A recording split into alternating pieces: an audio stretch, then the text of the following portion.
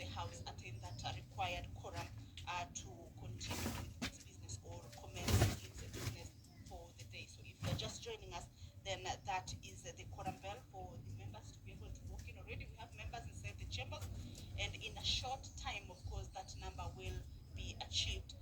But back to the business that the senators will this morning be transacting is that 4 cabinet secretaries set to appear before the Senate chambers to respond, of course, to matters of national interest, of course, raised by the members of the Senate. The honorable member for Marsabit County, this is Honorable Mohamed Chute, will be asking the cabinet secretary for lands, public works, housing and urban development to indicate the respective value of each parcel of government-owned land that has been designated for the affordable housing project in Nairobi, Mombasa, Nakuru, and Kisumu counties, and indicate how many of the said parcels are currently being or have been developed since 2017. Also, the member will be seeking the cabinet secretary to respond to the value of parcels of land assigned to respective developers for the construction of affordable housing, and whether the cabinet secretary could indicate the projected cost per square meter of each housing unit, as well as the interest rate to be charged to buyers of those units. These are a few questions that the honorable member for Marsabit County is seeking to ask the cabinet secretary for lands, public works, housing and urban development. Already, as you can see inside the chambers, is that the position that the CSs normally take has already been set. That is the stand that they will be using to respond to these questions.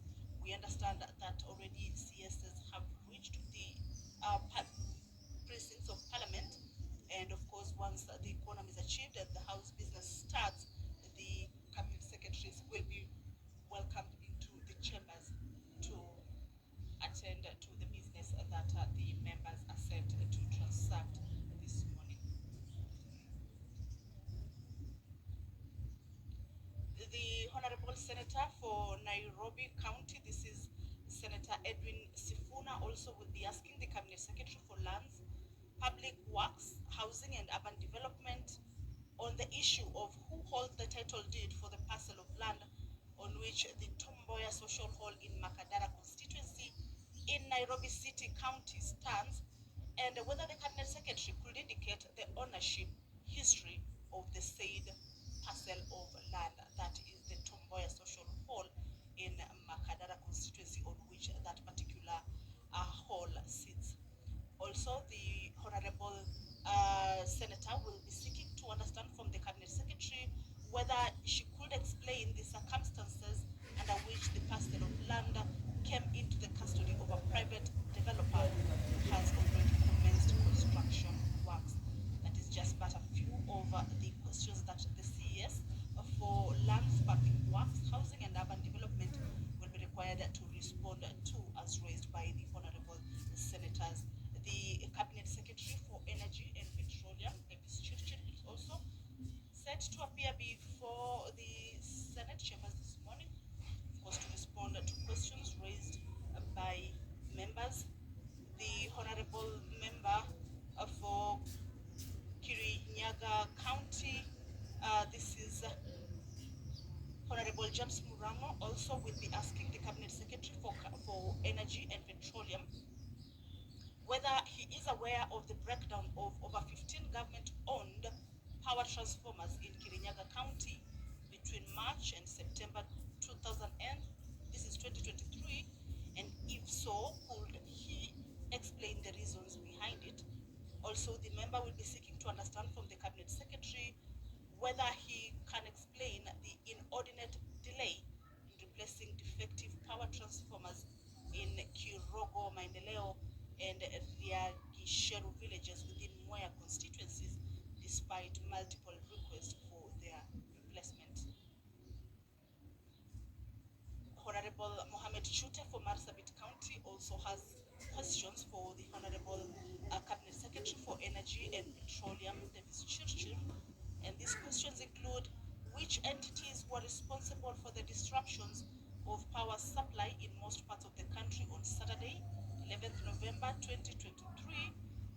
nationwide power blackout that occurred on Friday, 25th August 2023, and could the Cabinet Secretary state any actions taken against the entities? That is the Majority Whip, who is also the Kakamega Senator, Honorable Bonnie Halwale, of course,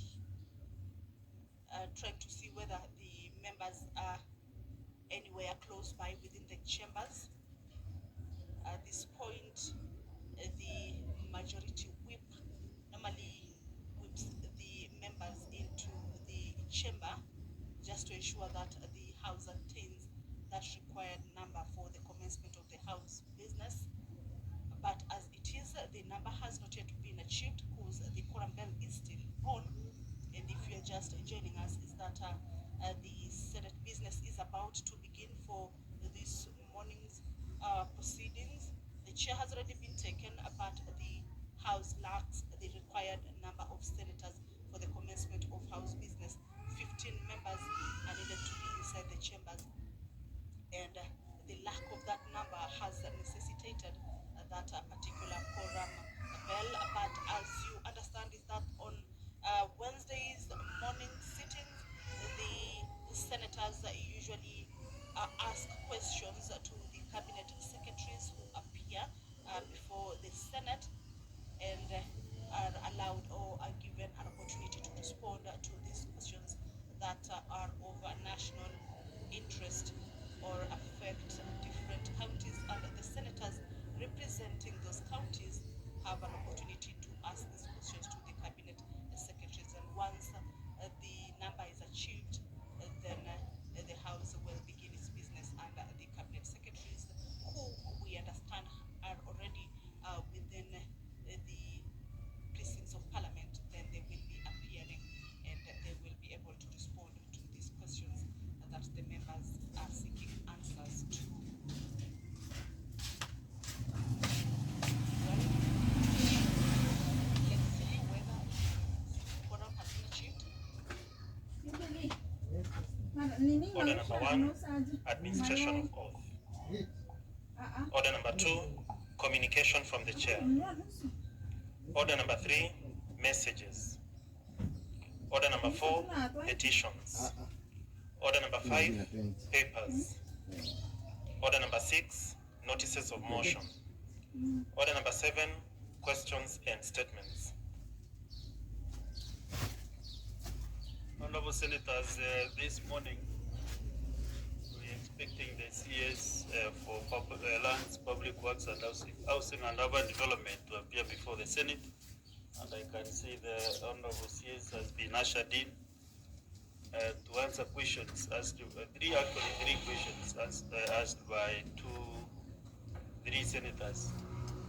So the first question is from the Senator for Kirinyaga. But before then, Madam CS, welcome to the Senate. This is not your first time to appear before the Senate, and we really appreciate your effort to honor the invitation by this honorable House to answer the questions asked by these honorable senators. So feel welcome to the Senate.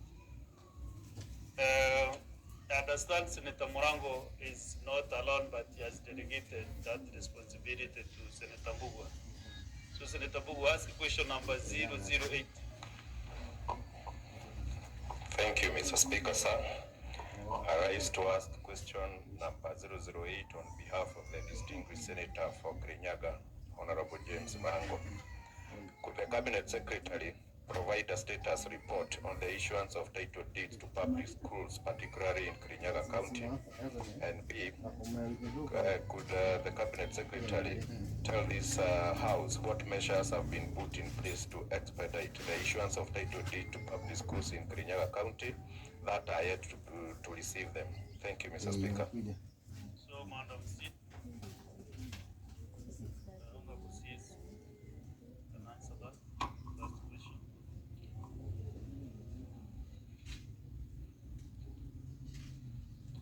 Thank you, Honorable Speaker, honorable members of the Senate.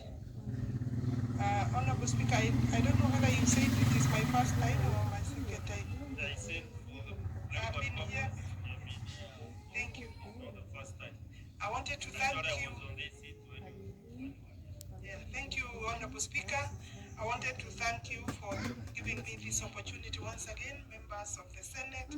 Through the Speaker, I have, I think, 3 questions. I'll take the first one, Honorable Speaker. We have given an answer, Honorable Speaker,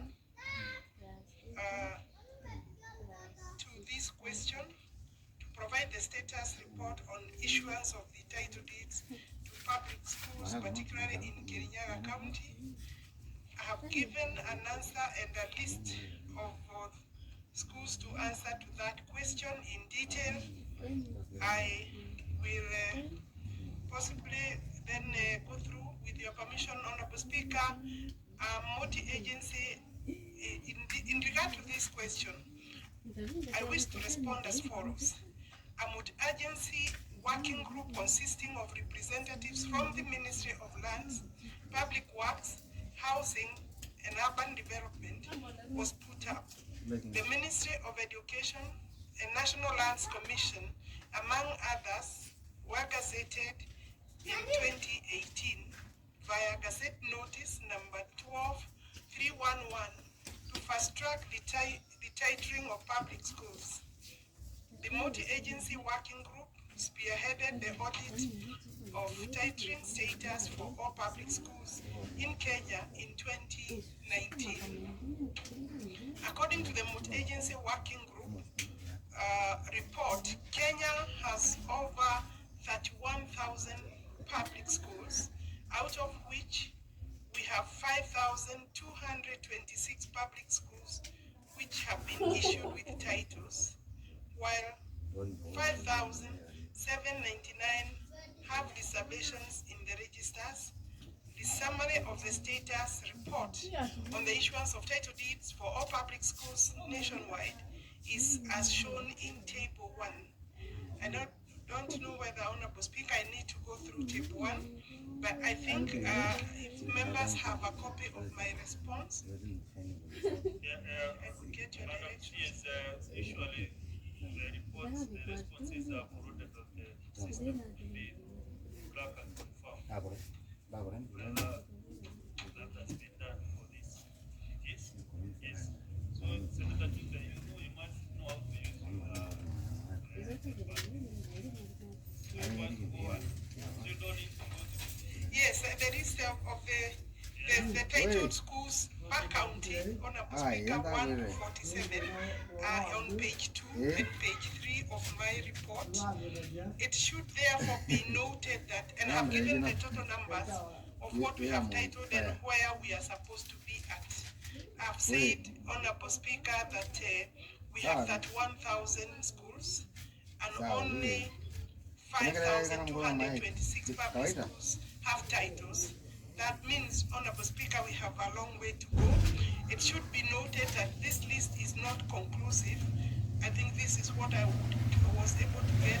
They are yet to verify in full details, but it won't go very far from what number, page 3 is showing there as the totals, with a reservation of 5799. And Honorable Speaker, in Kirinyaga County, this has 335 public schools. As at 2019, the audit report by the multi-agency group revealed that the county has 180 public primary schools and 155 public secondary schools. 78 schools have been titled, and 157 are reservations for titling, while 257 are yet to be titled. Table 2 and 3 shows the primary and the secondary schools issued with titles. When I say reservations or reserved for public use as public schools, it means the National Land Commission has already reserved that, and the Gazette notice being issued thereafter. Primary schools titled, as shown, Honorable Speaker, I would then say on page 4, the list is there of the total number of schools in Kirinyaga. all the constituencies are listed constituency by constituency. And then for primary schools, then the secondary schools on page 5, Honorable Speaker, as shown there, all the way to page 6. And then the list of schools whose land had issues. Issues means maybe pending court cases, are shown on page 6, paragraph 2, Honorable Speaker. We have Gogoine Secondary School in Kirinyaga has pending case number 34 of 2016. And then Kiarugu Primary School Kirinyaga has a boundary dispute. We will endeavor. And then also Kwango Primary School boundary disputes. These are things we can do within the ambit of my ministry. I will undertake to look at that, maybe the pending cases. Also, we can see whether there can be a resolution. And I believe the Honorable Senator who brought this question would be aware of this and could be of great assistance in the resolution of the case. Honorable Speaker, allow me to proceed to then question number 2. The second part of the Senator's question, part 2. Yes, part 2. Part B actually called part 2. I wish to respond as follows. The titling of public land has been going on over the years. However, the progress has been slow, uncoordinated, and without guidelines.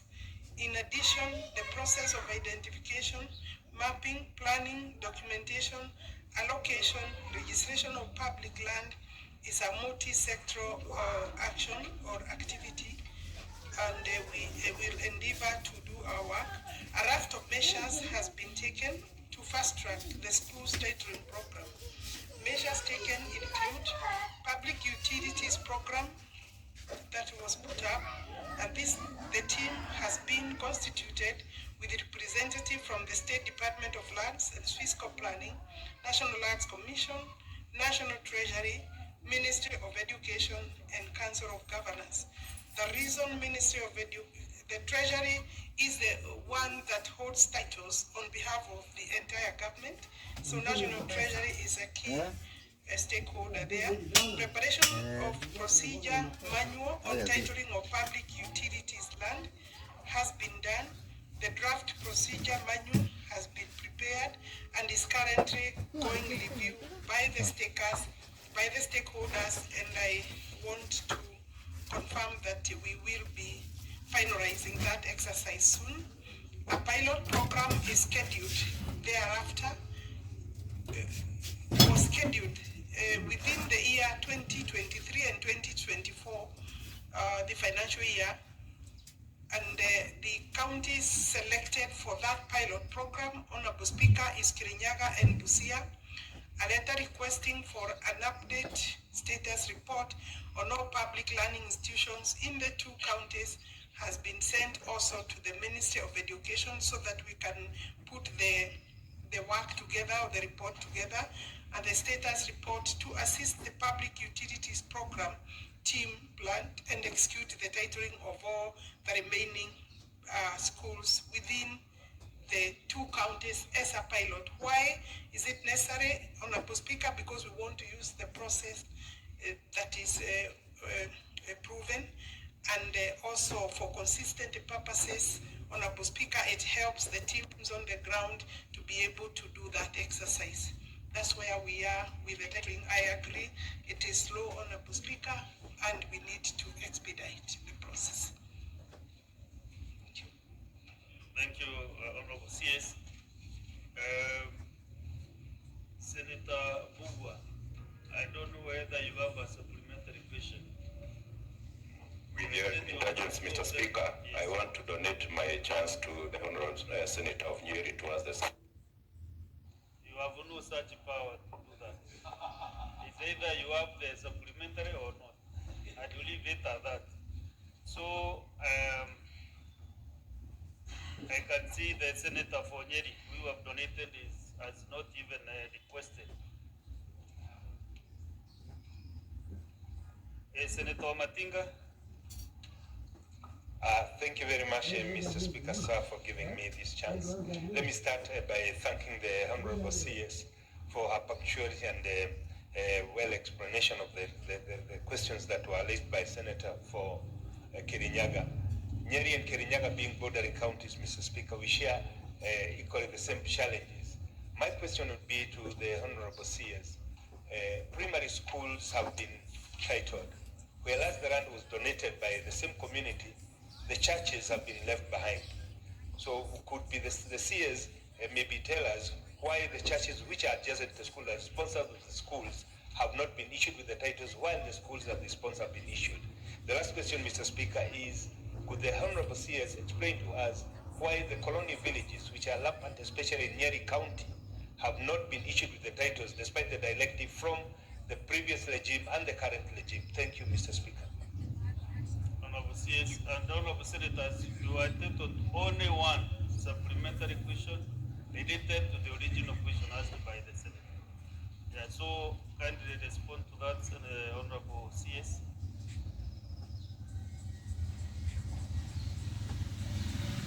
Honorable Speaker, I want to thank the Honorable Senator for Nyeri for that supplementary question. Although I don't know whether the colonial village is a supplementary question because it goes outside the parameter of the question raised by the Senator for Kirinyaga on churches. Churches are, in my view, they are independent institutions. They don't fall under national government. Once land is allocated to you as a church, then it is the responsibility of the church to take up the processing of the title.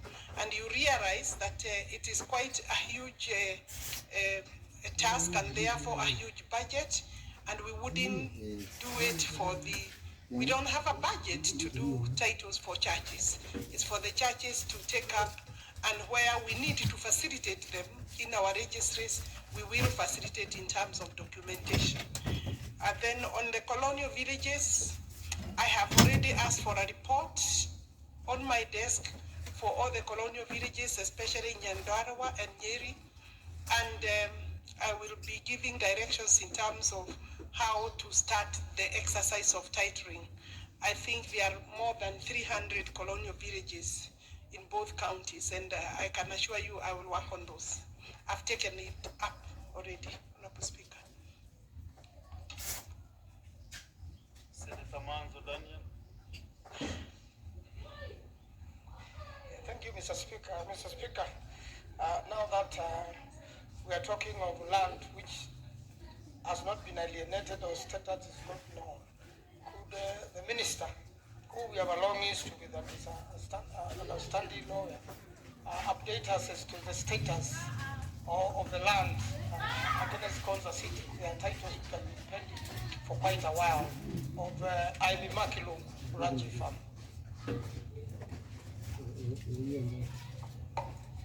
Honorable Senators, you know I give guidance that the questions or supplementary questions should be in line with the original question, so that now the CS, you know, our mind is on the schools tightly.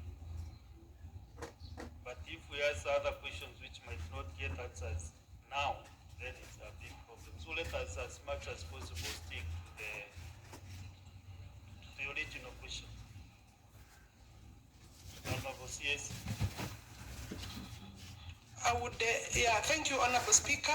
It is not possible for me to give the Honorable Daniel Manzo, the Senator for Makueni, an answer now on the question he has raised, but I can, we can liaise and I can give him an answer maybe at another either sitting or preferably directly. He can contact me and we'll give him the necessary response as an office.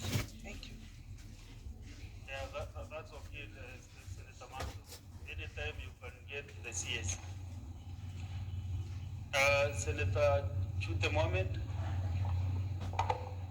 Thank you very much, Honorable Speaker. Honorable Speaker, let me take this opportunity to thank the Cabinet Secretary and her team, both the PS and the Secretary, for the passage of the affordable housing bill, which I earlier said it was a scam. But I withdraw that word now and say it was a very good job. Well done job. We've passed 42, we amended 42 amendments, and congratulations to this house also. Let me go straight to page 3. I would want the Cabinet Secretary to tell this house, number 25 is Marsabit County. Out of 185 schools, only 4 schools has a title deed, and 2 other you've indicated as reservations. Can the Cabinet Secretary tell us what reservation is and why out of 185 schools, only 4 has a title deed? Thank you very much, Honorable Speaker. Yes, Honorable CS. Thank you very much, Honorable Speaker. To answer the Senator, I want to say that Marsabit is one of the counties that adjudication has not been completed. In fact, the titling of schools will be part of the adjudication process, and therefore I think that is when we'll be able to respond or to give you a complete answer regarding the schools in Marsabit. And of course, this particular time, I think we'll be more careful so that even as we do the adjudication, then we complete the titling for the schools. Thank you.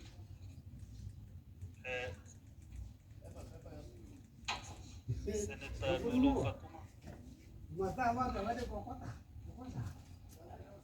Thank you, Mr. Speaker, and I thank CS for comprehensive response to the queries raised.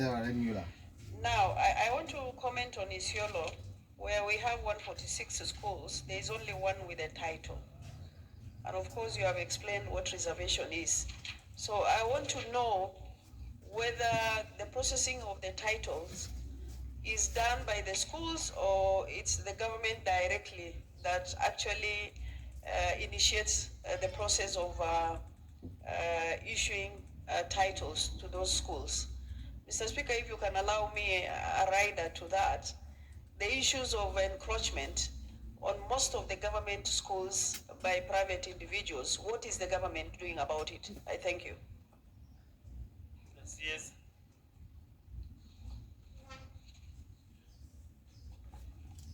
Isiolo is undergoing community land titling. Majority of land in the Isiolo will be under community land. It's one of the very difficult counties, and the Honorable Madam Senator is one of the leaders in that county, Honorable Speaker, and would do us very good by bringing communities together. We are ready to do titling. We have funding for titling, but I can tell you there are many issues arising when we start doing community titling, Honorable Speaker, including disagreement on names, disagreement on boundaries, but I want to assure her that we are working on community titling. And as I had responded earlier to Honorable Senator for Marsabit, titling this time, when we complete the titling, we'll also do the title for the rest of the land. We will also complete the titling for the public schools. In terms of encroachment, may I maybe take the opportunity, standing on this floor of the Senate, Honorable Speaker, with your permission, to say that any encroachment is an illegality, must be stopped, both by the people occupying the land, the public, our law enforcement officers, elected leaders have a role to play, and of course, Honorable Speaker, my office will, when issuing titles, which is not just producing the title as per, we will go back, we normally have to go back with a surveyor to establish the beacons.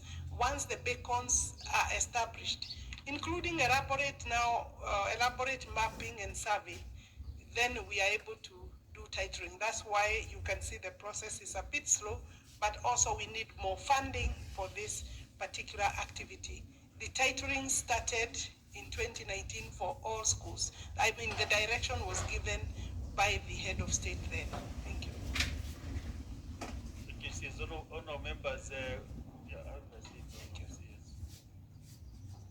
Honorable senators, you know our standing orders has allocated 20 minutes per each question. The CS has 3 questions. We also have another CS for energy who is also appearing this morning. So I want to give maybe 2 more supplementaries. Senator Boni Karwale. Thank you, Mr. Speaker. Mr. Speaker, allow me to congratulate the Minister. It's long since we last met, Madam CS.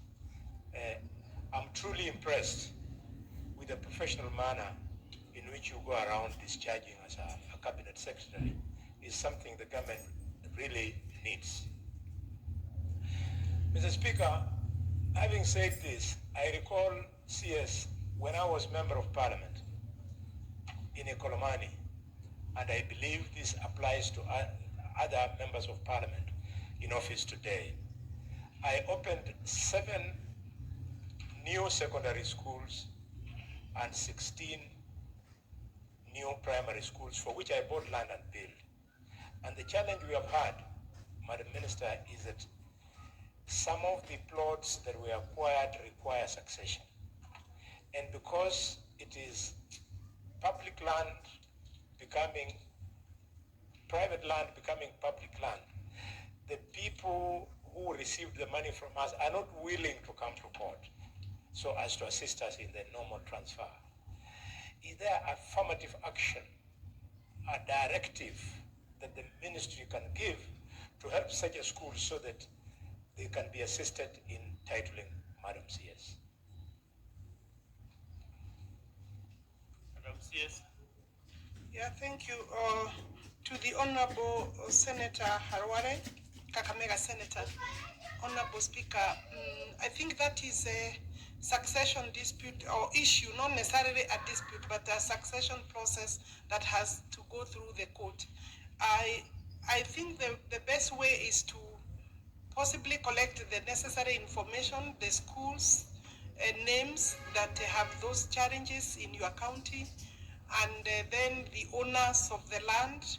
If the cases are in court, we can have the details of the court cases by way of a letter and all necessary details appertaining to those school titlings. And I will be able, I have of course a litigation counsel in my office. They will be able to liaise with the Attorney General and the Office of the Public Trustee. And I'm sure we can it will take a bit of time, but it is doable. Sometimes it just requires to call the family that has either donated the land or that has sold the land and sit with them, and then you find a solution. I am willing to take up that exercise if I'm given the necessary information. We can liaise with you, Honorable Senator. Thank you. Last one by Senator Kavidu. No. Honorable Senators, let me give further guidance because the CS has 2 more questions. To make progress, we can go to the next question, and then I will request the CS to, even if the question can come on titling of the school, public schools, still she will be able to handle that. So to make progress, let's get the last one from Senator Agnes.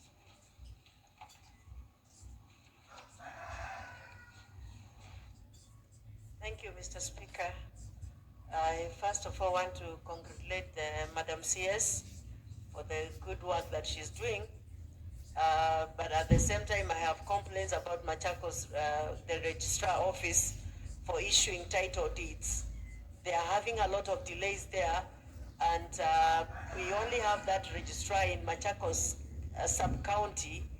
And as far as Masinga, they travel all the way to come to Machakos to come and get their title deeds, even Yata and everywhere else in Machakos. And whenever they go there, they are told to come back tomorrow. They can go there, stay there all day. Nobody is telling them anything. I went down doing my public participation on oversight, and some of my citizens were complaining that whenever they go there, there's a registry book. They are told to pay 10,000 shillings, and they are not issued with a receipt, and they are told to come back, and they never see this money. They never get their title deeds. Madam CS, can you kindly explain what is happening in the registrar office and lands registrar office for issuing title deed is Machakos. Thank you. And if also you have a plan of distributing some other offices in those other sub-counties. Thank you. Thank you, Honorable Senator for Machakos, Senator Kabindu. First, my registrar in Machakos is Dorothy Reting, and Dorothy has other 4 registrars. So in terms of number of registrars, we do have some sufficient number considering the total numbers that I have. Secondly, we have noted the workload in Machakos County is huge, and we have gazetted new registration units, registries, that is Mavoko and Kitimani. I'll be having a minimum of a registrar for each for a start, and I hope to be able to post 2 registrars for the 2 registration registries. And I think that would answer to some of the delays that have been occasioned. In terms of restock of some integrity issues, maybe that is for me corruption, but I'll pick it up with the registrar in charge. There is no reason why people should come 3-4 times to look for their titles. They need to. We have already given instructions that they must work with the timeline, so that once you come, once you make your application, you allow time to register, and then just come second time is to collect your title, unless the records are not there. But I know that these answers will be answered finally through digitization process that we have already taken up, and we'll be hoping that we can complete the exercise nationally in the next 2 years. Thank you. One of the senators. Now let's go to question number 018 by the senator for Nairobi County, Edwin Sifuna.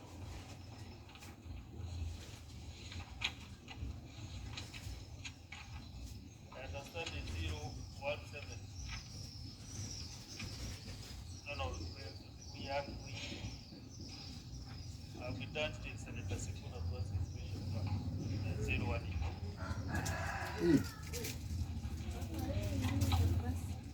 Thank you, Mr. Speaker.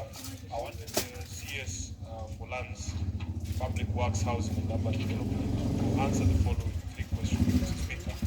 Number 1, who holds the title deed for the parcel of land on which the Tomboya Social Hall in Makadara constituency, Nairobi City County stands?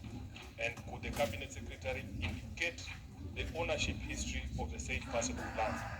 B, could the Cabinet Secretary explain the circumstances under which the parcel of land came into the custody or possession of a private developer who has already commenced construction works on a mall? Number C, what measures has the ministry put in place to reclaim public land, including this land in Makadara, that has been illegally acquired or encroached upon, as well as generally forestalled land grabbing in the city of Nairobi? I thank you, Mr. Speaker. Madam CS.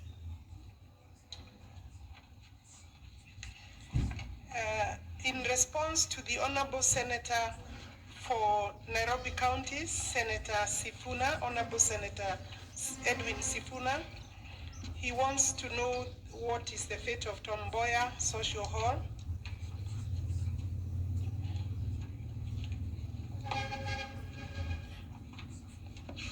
Honorable Speaker,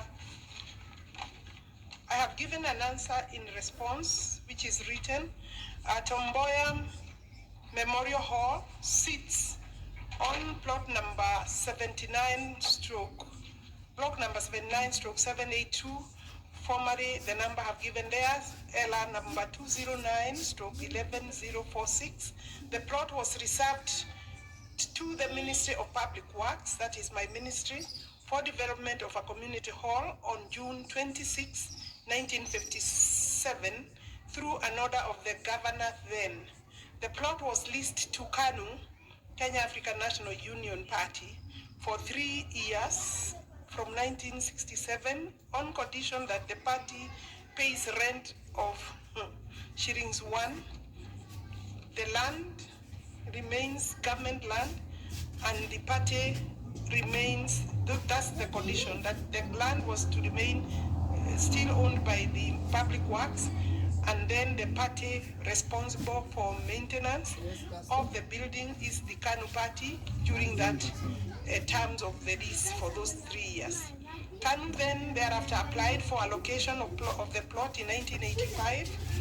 A letter of allotment was issued in favor of the party on 12th April 1985 for a term of 99 years.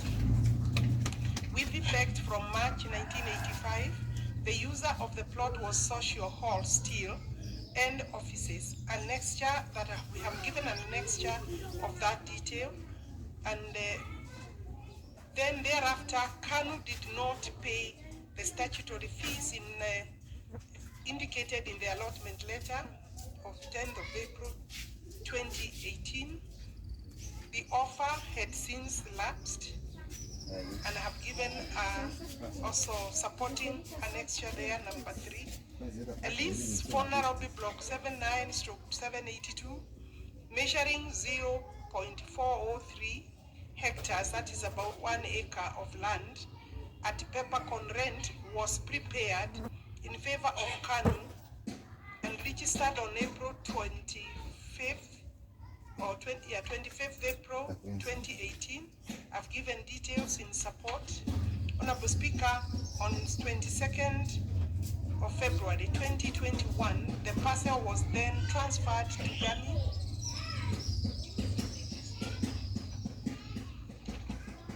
Transferred to GAMI Limited, GAMI Properties Limited.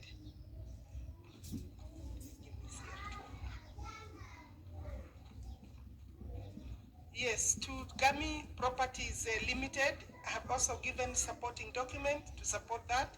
The parcel having been registered as a social hall should remain as such.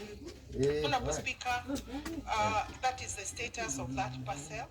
It's a public land. Honorable Senator for Nairobi, I want to confirm, standing on this floor, that GAMI Properties Limited got an irregular allocation, and I will proceed to cancel that title. It is going to remain public property, and maybe that's, I will leave a copy of the CR12 to show the individuals that own GAMI Properties Limited. My office obviously misbehaved by allowing this, but that was done jointly with the National Land Commission. We will work together using section 79 of the Land Legislation Act. Thank you.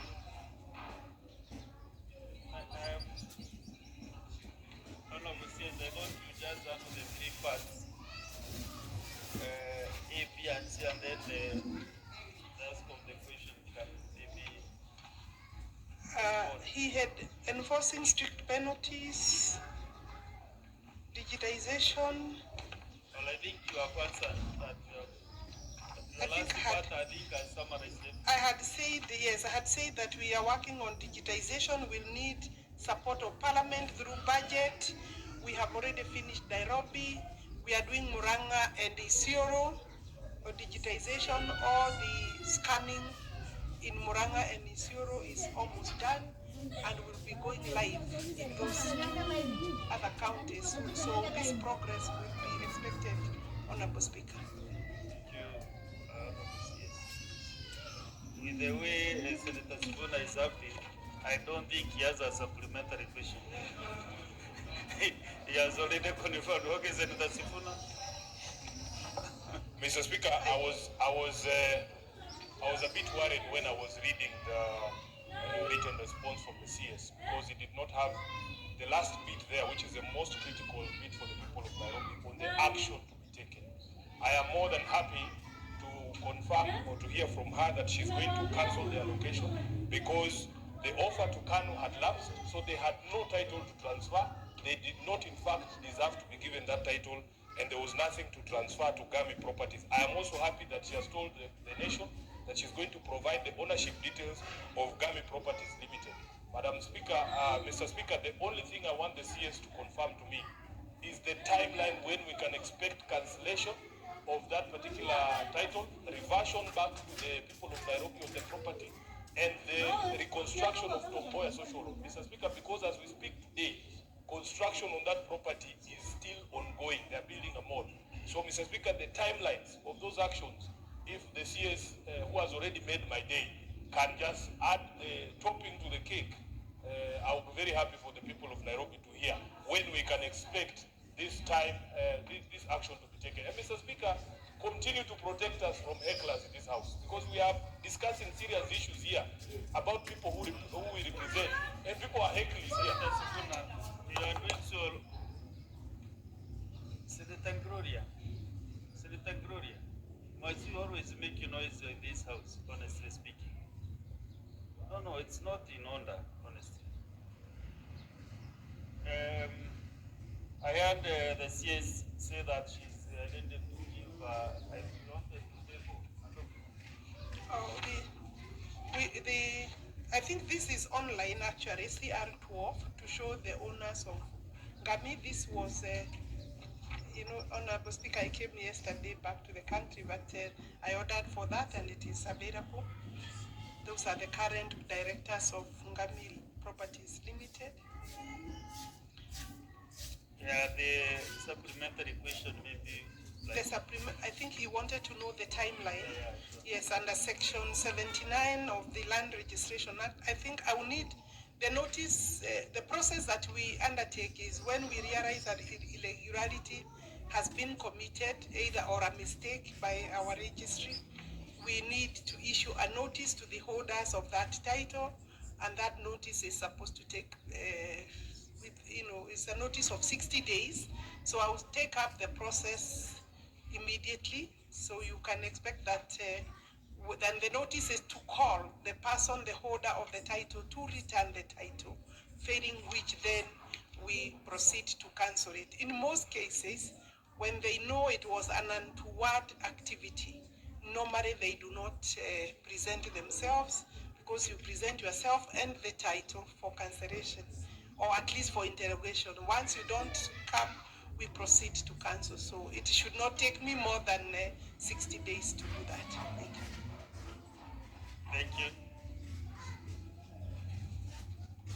Let us get a few supplementary questions. Start from Senator Rachel Julius. Thank you very much, Mr. Speaker. I would like to know from the minister, there is a piece of land which was given by Pokot County Council to KVDA around 1986 or 83, and it is a dam today which is generating power. And so to mark the end of the occupied land, or the land that is today under a dam, they put beacons which marked the end, that Wananchi would develop up to there or live up to there. But now, maliciously, some MPs are grouping against KVDA and saying that they sold the land off to some unknown personalities, but the accusation is so high on the ground. So I was wondering if the minister is aware, and what does she say, so that as an answer to those who are accusing KVDA or some leaders of selling the land that today is a dam producing or generating power to Kenya at large. Senator, as you know, as I guided, as much as practically possible, let us just direct our question towards the original question. The CS can attempt to answer, but such details might be a bit difficult to get. So, Madam CS. Thank you for the direction, Honorable Speaker. It's true that I'm not able to respond to that because it has not been brought to my notice area, but KVDA is actually an agency or parastatal under the Ministry of East Africa Community, Regional Development, and SARS. And they would have the details of that particular problem. But Honorable Senator can also write to me and maybe, or to myself and the Minister for East Africa Region and give us these details, and then we can try to help and resolve the problem. I don't know whether it's a problem where the dam has gone encroached. You know, sometimes dams exceed the area of the design, therefore a redesign may be necessary. It could be a case where maybe compensation is not complete, or a case where people are trying to use the dam to get the land or use the land that has already been purchased around the dam. I think I'll leave it to you, but you can write to the two ministries for better responses. Overall, Your Honorable Speaker, I was asked about recovery of other public lands. Honorable Speaker, let me say that we are in the process of discussing with the Office of the President through hopes, and we intend to move the cabinet for a resolution to allow the minister to request for all ministries to forward their public lands that are in danger or have been encroached or have been grabbed, so that holistically I can address all of them, because it's not possible for the Minister of Lands to know which land has been encroached or has been grabbed. But I think it is, as a government, we have a duty. As a ministry, I have a responsibility to assist the government to protect and recover and document public land existing and what may have been taken away, and recover as much as we can, including prosecution of people who have been found to have stolen public land. Obviously, you see, even the Minister for Lands is not safe, because this particular parcel that Tomboya Socio is on belongs to the Ministry of Public Works. Indeed, Honorable Speaker, when I went to Kwale, to Kitare, I want to confirm that Kitare prison, is it the medium or maximum, is sitting on an individual's parcel of land. So I'm also proceeding to cancel those, because the prisons itself is sitting on land that has been grabbed, over 3,000 parcels of land. So it's not an easy matter. We have to do what is right, and the support of Parliament, including these kind of questions, is helpful. Thank you. Senator Mandago, you are on the queue at the top. Maybe you can ask your question. But I don't know, you have a problem with that book. It's possible. Maybe the clerks can assist me with my card.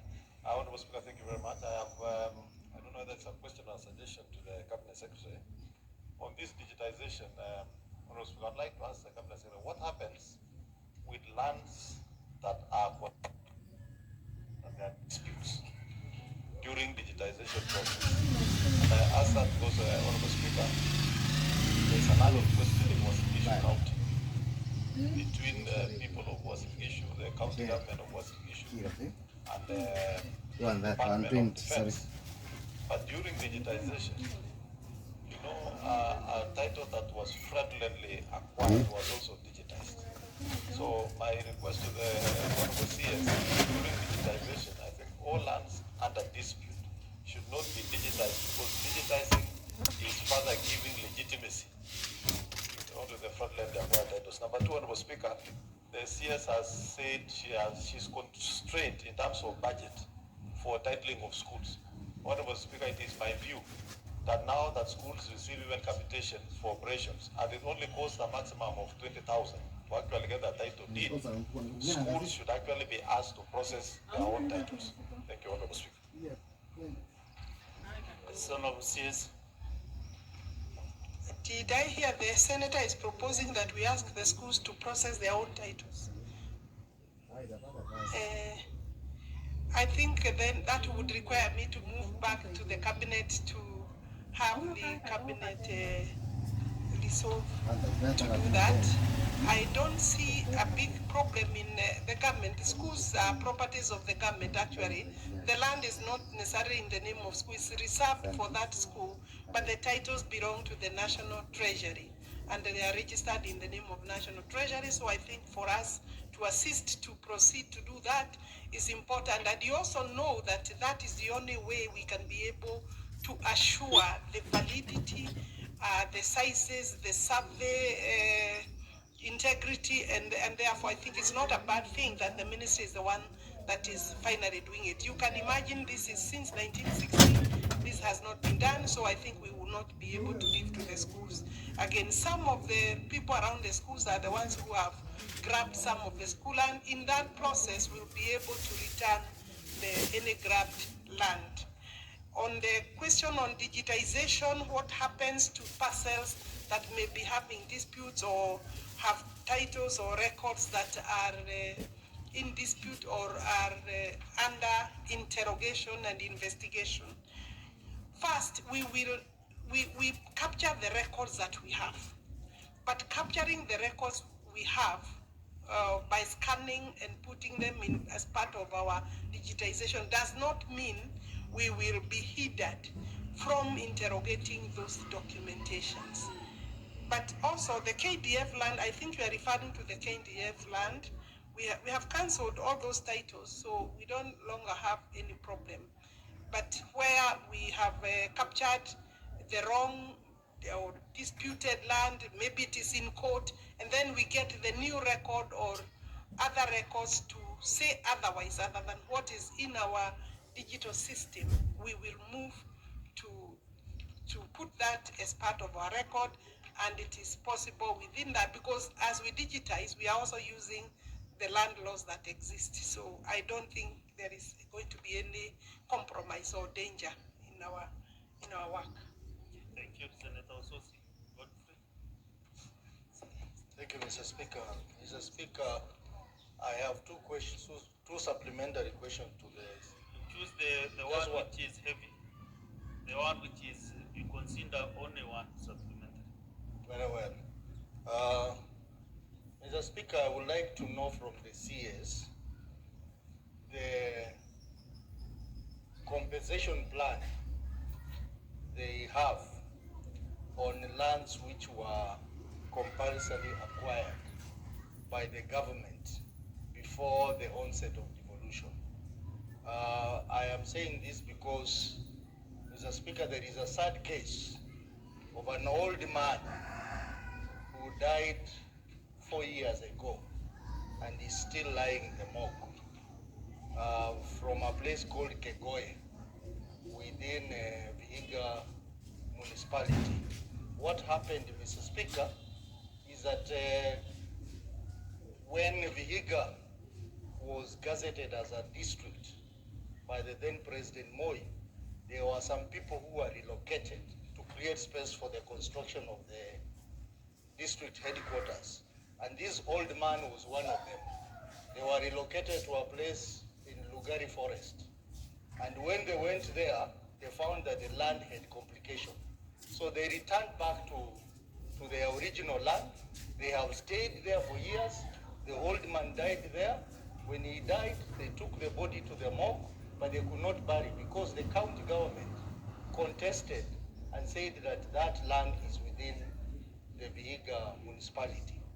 Up to date, the body of the old man is still lying in the morgue. I brought this matter when I was in the National Assembly in 2021, and the then CS for Lands, Madam Carone, made a commitment to Parliament that the matter was going to be resolved in 6 months. Mr. Speaker, it is now approaching 2.5 years. Nothing has been done. What is the CS aware of this matter, and what specific action is she going to take to address this matter so that this family can bury their old man? as soon as possible and stop incurring mortuary fees, given that this family, even though the county government has refused them to bury their dead, they are still occupying the land to date. Honorable CS.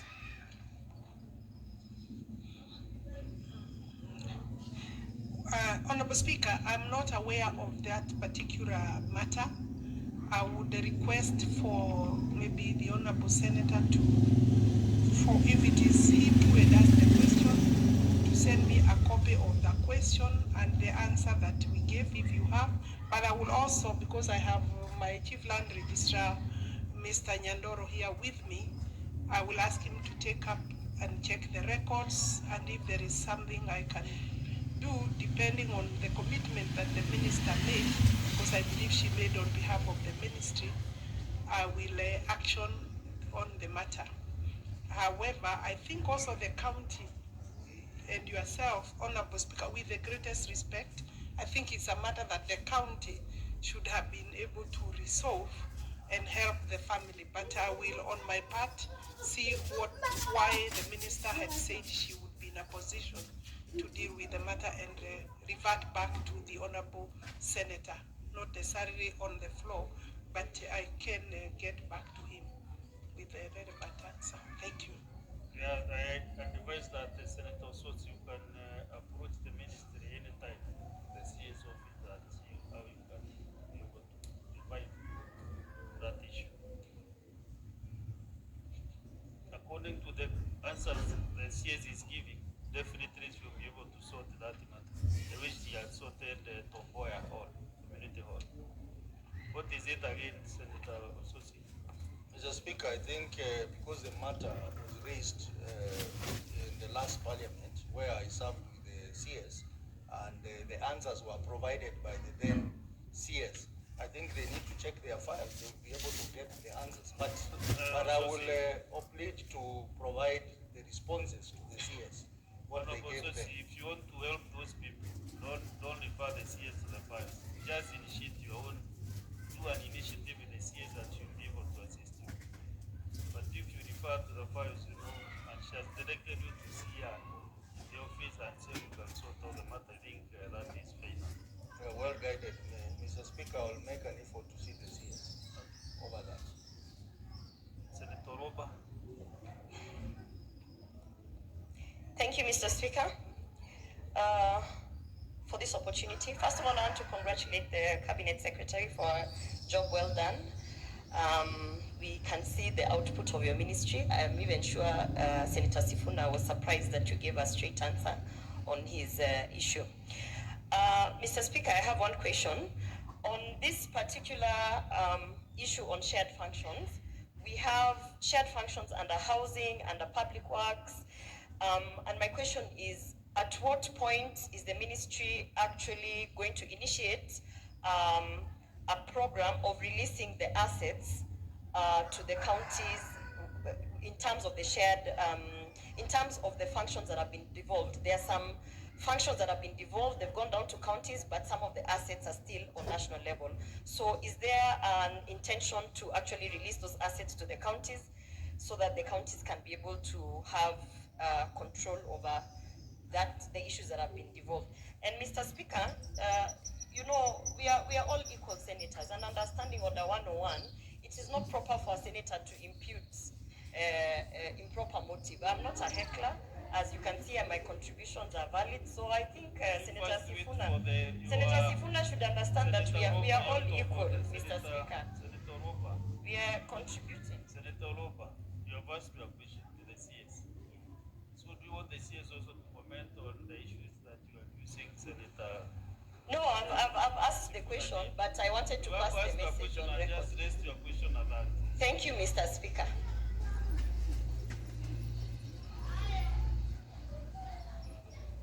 Honorable CS.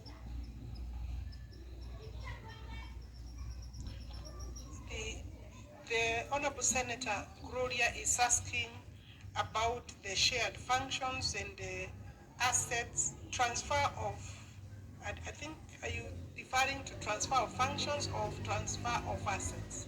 For For assets, the national government is working holistically to see what assets should be transferred. And because I know even as we sit, most of the assets belong to the national government. They have not completely yet been transferred, but there is, including functions, there is a team that is working on the transfer of both functions and assets. So I want to believe that that will eventually find its way to Parliament when the final list is done. It's not a very simple exercise, and therefore it requires time. Let's get the last supplementary question from Senator Munyaji. I can see 3 more senators are still on the queue, and then I'll give you an opportunity after we ask question number 017. So we make some progress, Senator Nyonka. You'll have an opportunity still to ask your supplementary question. Thank you, Honorable Speaker. My question is with regard to historical land justices in Mombasa. Last week, and I think part of this week, the National Land Commission has been holding hearings in Mombasa in regards to historical land justices. And on Friday last week, they made decisions that have created panic, fear, and despondency to the residents of Mombasa, especially within the island where many are not sure of their residences or places where they have stayed for almost 100 years. Initially, during the colonial administration, we had the system of liwalis. And the liwalis were registered by virtue of their positions as trustees on behalf of the residents.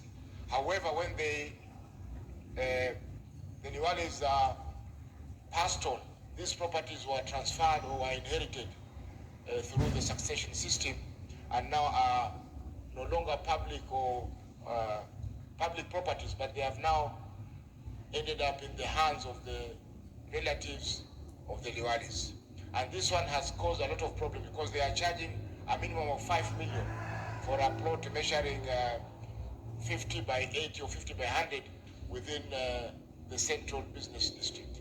So, Madam CS, we wanted to know what is the government doing to assure these residents of their residences, and also to resolve this long-standing problem that has affected Mombasa Island, and also part of Kisauni and parts of Changamwe and Likoni areas of Mombasa County. Thank you.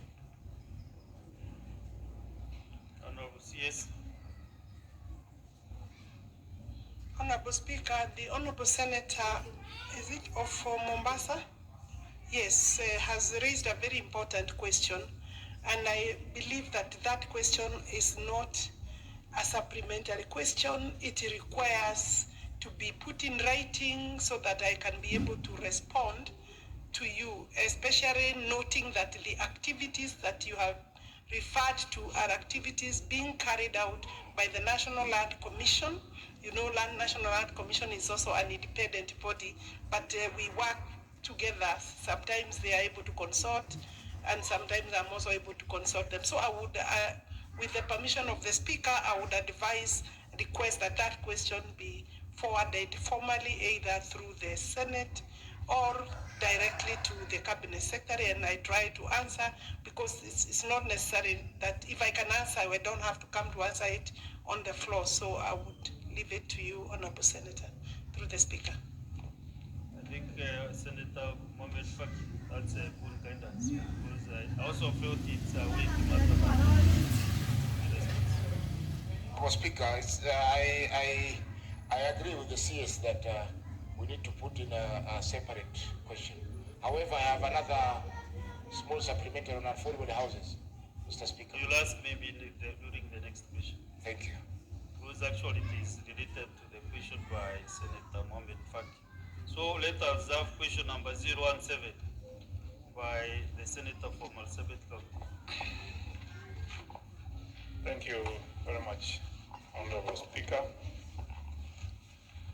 Question 017. Could the Cabinet Secretary 1. Indicate the respective value of each parcel of government-owned land that has been designated for the affordable housing projects in Nairobi, Mombasa, Nakuru, and Kisumu counties, and indicate how many of the said parcels are currently being or have been developed since 2017. 2. State the value of parcel of land assigned to respective developers for the construction of affordable housing, and could the Cabinet Secretary indicate the project cost per square meter of each housing unit, as well as the interest rate to be charged to buyers of those units. 3. State how many of the houses under the project are under public-private partnership arrangements, and could the Cabinet Secretary state the respective percentage contribution of the government vis-a-vis the developers. Number 4, halt all transactions involving public land until mutually beneficial formula to both the government and developers is agreed upon. Thank you very much, Honorable Speaker. Madam CS, respond to the 4 sections.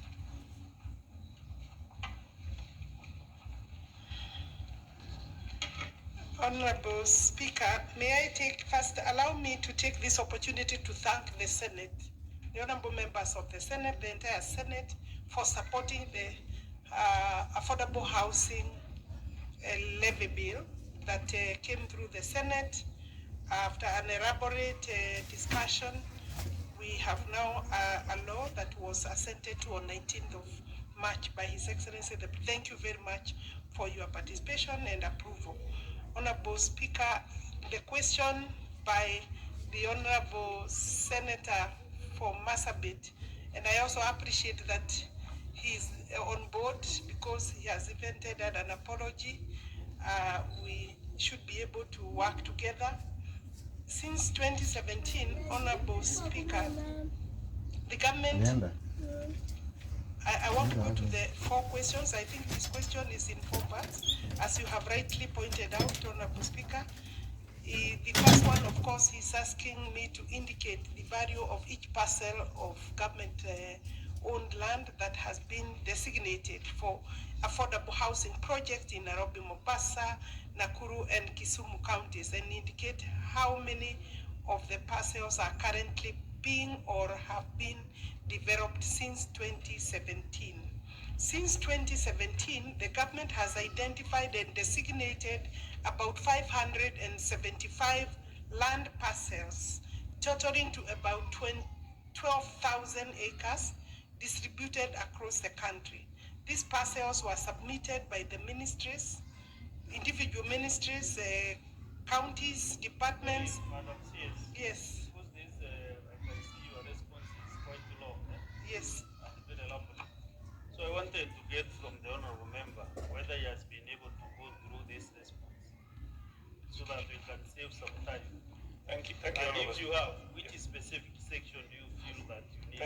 Then I can be directed to that. To Yes. that particular part. Thank you, Honorable Speaker. I'm satisfied. Because let me finish. The answers are Because the way you have really appreciated that you also said you are not on board. It's like this question was before. You asked this question before, now you came on board. Is that done? Honorable Speaker, I've gone through the answers, and I'm happy and comfortable with that. But I have supplementary questions. Yeah, good. Then if there's any other member on affordable housing, like Senator, first to inquire to Senator Mohamed Faki, then you said you have no supplementary questions. I have supplementary questions. Oh, okay. Just ask your supplementary question so that it can be specific. Thank you. Minutes. Thank you very much, Honorable Speaker. Article 43(1)(b) is very clear on the issue of settling people. And I wanted the Cabinet Secretary to note that we had former Pakistan tenants who in fact brought petition to this house. And I am in the Committee of Housing, Roads and Housing, and we decided and agreed that these people should be resettled, 184 in number, to be given the first priority to be resettled in Pakistan Estate. I would want the cabinet secretary to tell us if these people are going to be settled, when they are going to be settled, and if she can give an appointment through this house for those people to come and sit with her and finalize this matter. The other issue I have is on rural housing. The cabinet secretary is aware that we passed the amended law has the issue, a component of rural housing. I want to know in her regulations, what is she going to do for those people who cannot afford urban housing, who want to settle in Marsabit, Isiolo, Wajir, and all those places? How is she going to cater for those people that can be settled in those areas? Thank you very much, Honorable Speaker. Thank you.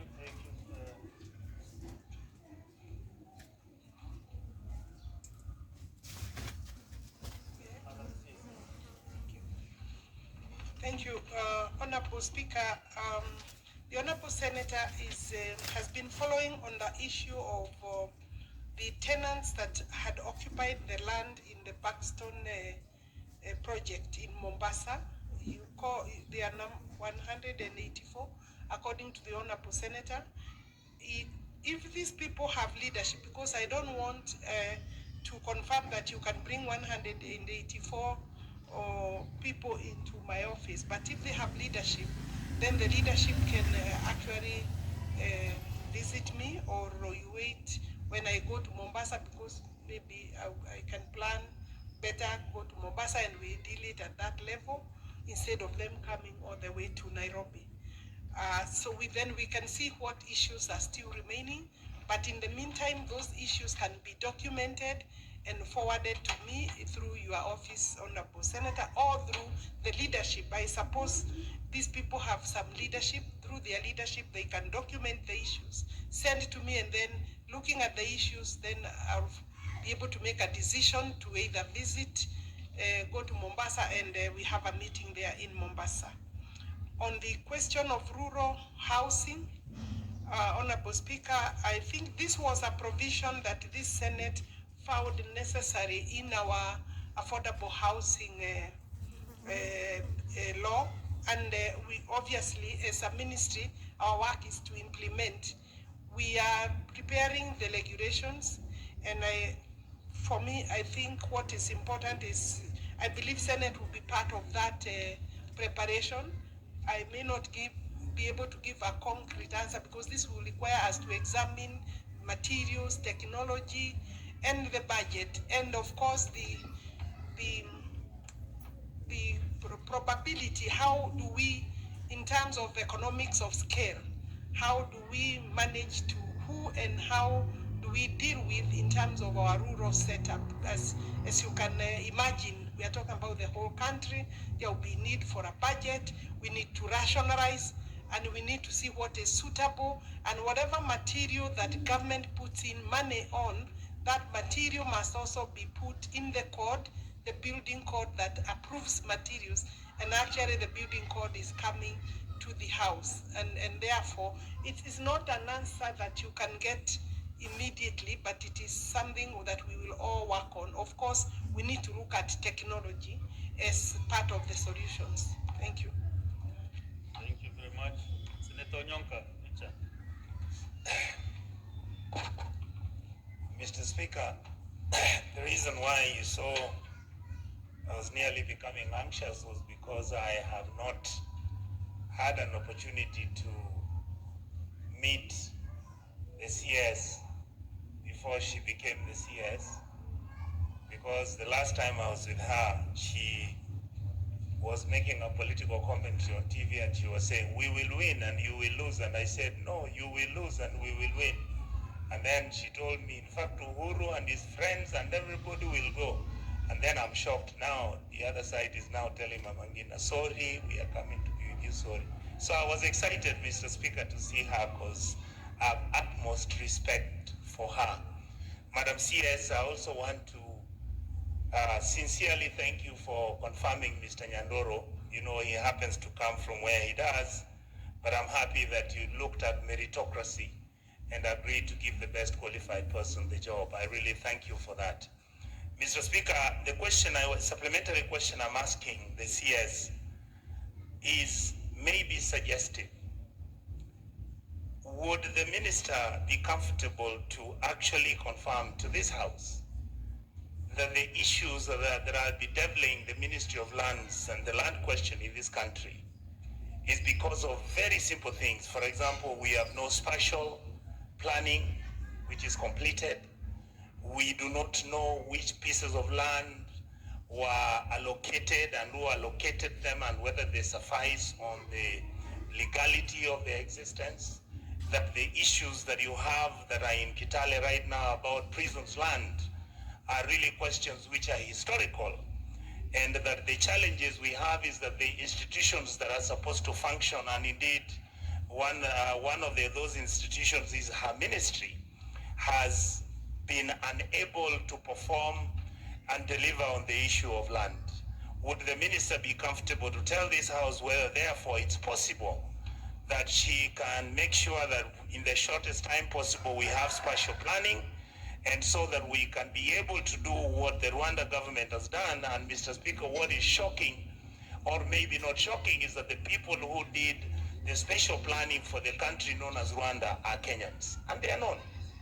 Is it possible that we can also do that, so that when somebody is buying land, or when somebody has been allocated land, or when somebody is having a problem with their land, they can immediately have the detail, the size of the land, the location of the land, the value of the land, and any development on that land? Thank you, Mr. Speaker. Thank you. Madam CS.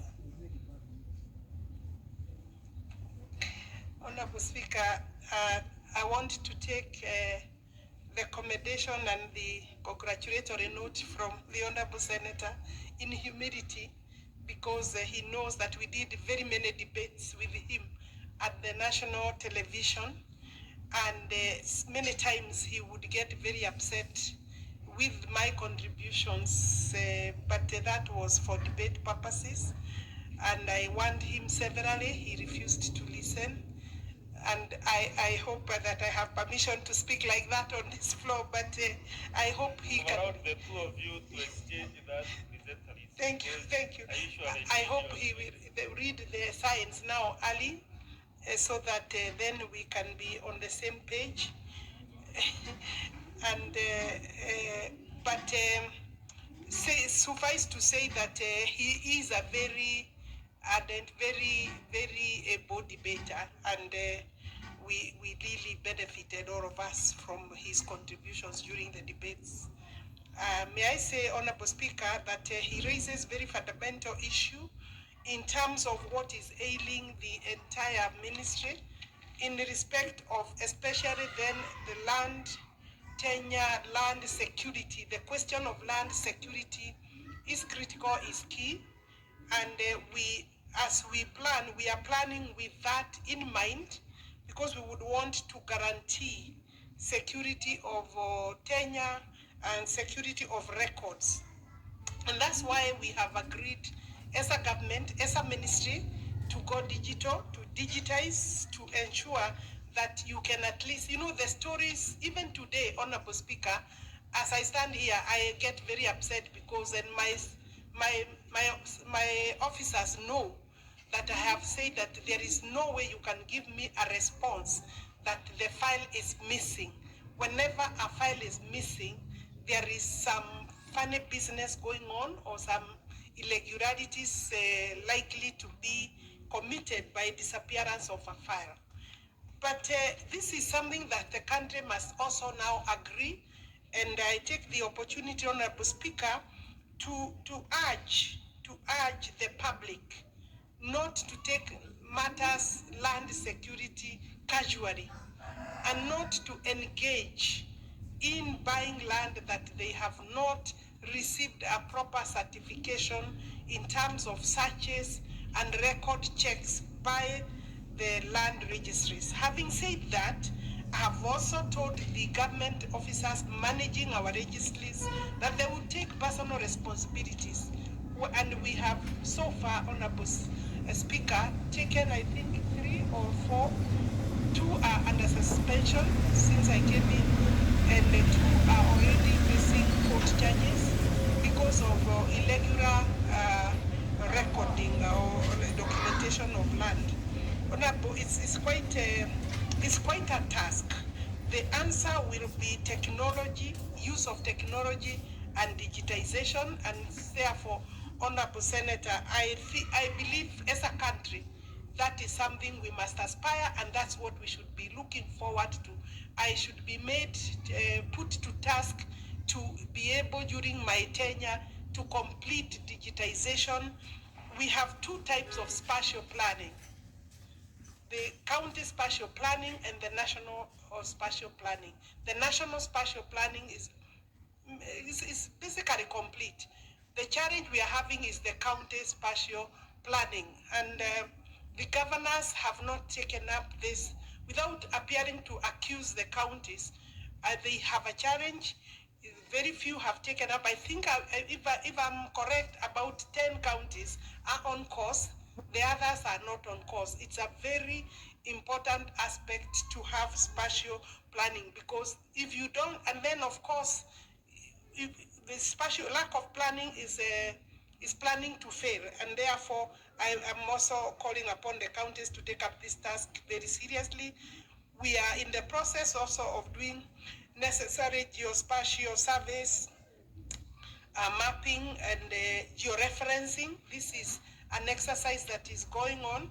Cadastre preparations for purposes of us to be able to digitize. We have to use those two things, the cadastre preparation and of course georeferencing. Then we'll be able to resolve many disputes relating to even survey and the boundaries. And therefore, I think this government will be on course. That's where we need to put our money into in terms of these questions, and we will be able to deal with the land grabbers, maybe up to maybe 100% if need be. I have no tolerance with them. Some of them have called me arrogant, Honorable Speaker, even if they are facing court cases for whatever. I know some of them are very unhappy, but some of them are also very influential, and therefore we need to just use our documentation properly so that we can keep away people who want to steal both public land and private land. Thank you. Thank you. That was a long number one question from Onyonka, because it involved three parts: political, social, and then the question. Honorable Senators, we have 4 senators on the queue, and we didn't need to close with the CS for lands. I want to share maybe 1.5 minutes each, every member. And Honorable CS, if you don't have the exact question, you can even go and give the answer so that we can make some progress. So, Senator Vasishek.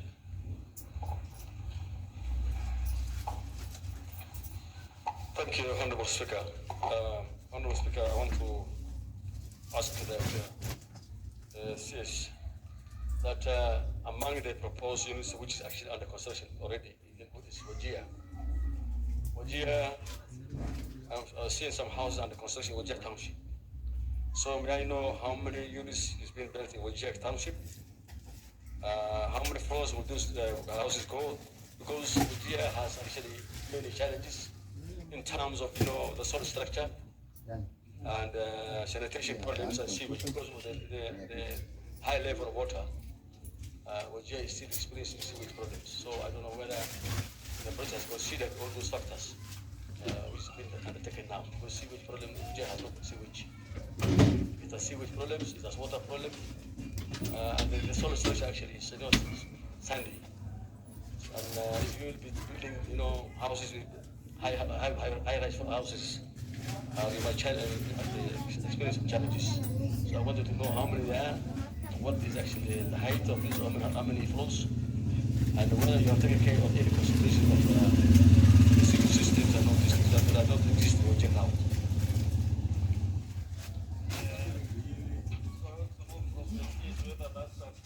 Question you can answer now, or maybe you Wajir, we have 220 units. that are coming up, 220 units of different categories. The original design is for social, affordable, and a few market units, and therefore that one is on course. Let me say that for purposes of this house, that we shall have county projects at the county level, but we shall also have constituency level projects. This Wajir is one of the constituency level. I say constituency because we are also using constituency as a unit to ensure equitable distribution of this project, because for us they mean a lot. For the people of Kenya, they mean a lot because they mean employment, they mean economic sparring, and they mean a lot of economic activities around the projects, including employing the youth.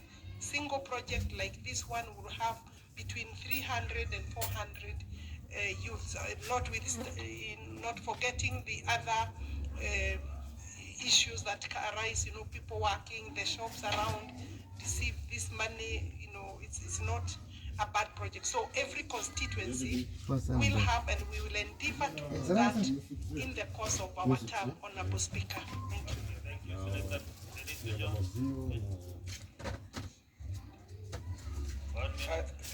Thank you, Mr. Speaker. For me, I want to congratulate the minister and to ask her, apart from the regulations that were mentioned by Chuche concerning the rural affordable housing, for that to be very effective, Mr. Speaker, we need to ensure that we provide land ownership documents to the owners of the land. I just wanted to know what is she doing, and especially to the people living in the slums, because they're the people who need even those homes more than the other people. So, Speaker, you come to places like Laikipia, you go to a village called Maina village, they don't have title deeds. You go to a place like Rikie, Majengo, they don't have their title deeds. So, Speaker, I just wanted to know, apart from those villages in Laikipia, what's she doing concerning the land ownership, for especially those people living in the villages and in rural areas? Thank you.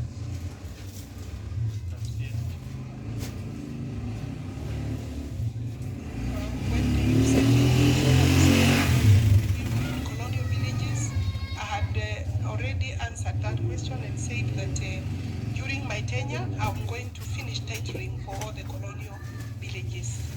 Now, villages like, or areas like Kwamaina or Maina, I know where it is, and there are many like that where titling is a problem because most of the time the land does not belong to the people living there. There are parcels of lands or land just given to them either by the chiefs or by people who just come and grab and they start issuing titles in wherever they find empty land. It is not easy to first issue titles because any titles do follow planning. And the way most of those houses are built, you'll find that even planning for roads, for sewerage purposes or facilities becomes very complicated. But I'm aware that minor area of between Nyandarua, is it Nyandarua or is it in Laikipia? It's in Laikipia. We have been asked to do titling and we are looking at it.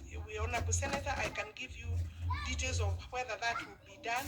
And it's quite a task, but we will endeavor to see, because also the cases of how small can you go in terms of the parcel of land also becomes a big challenge. Some people have own places that are not even 0.000 something, and therefore you can imagine that it is not an easy task. But and policy, I'm coming back to this house before June with the national land policy. So I think I have answered that question. In terms of regulations, you can help us to think through because we'll be coming to you.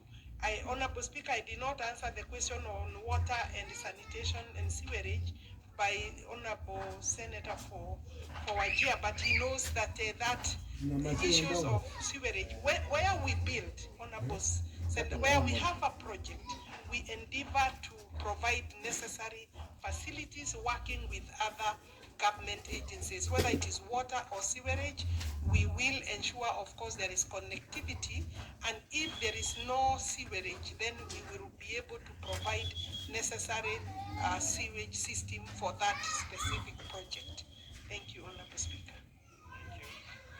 Senator Mohamed Faki. Honorable Speaker, my question is regard to the affordable housing. There are members of the civil service or public service who are staying in the Botela estates in Nairobi, Shauri Moyo, and part of Jogoro, where they have been issued with notices to vacate their houses for construction of new units.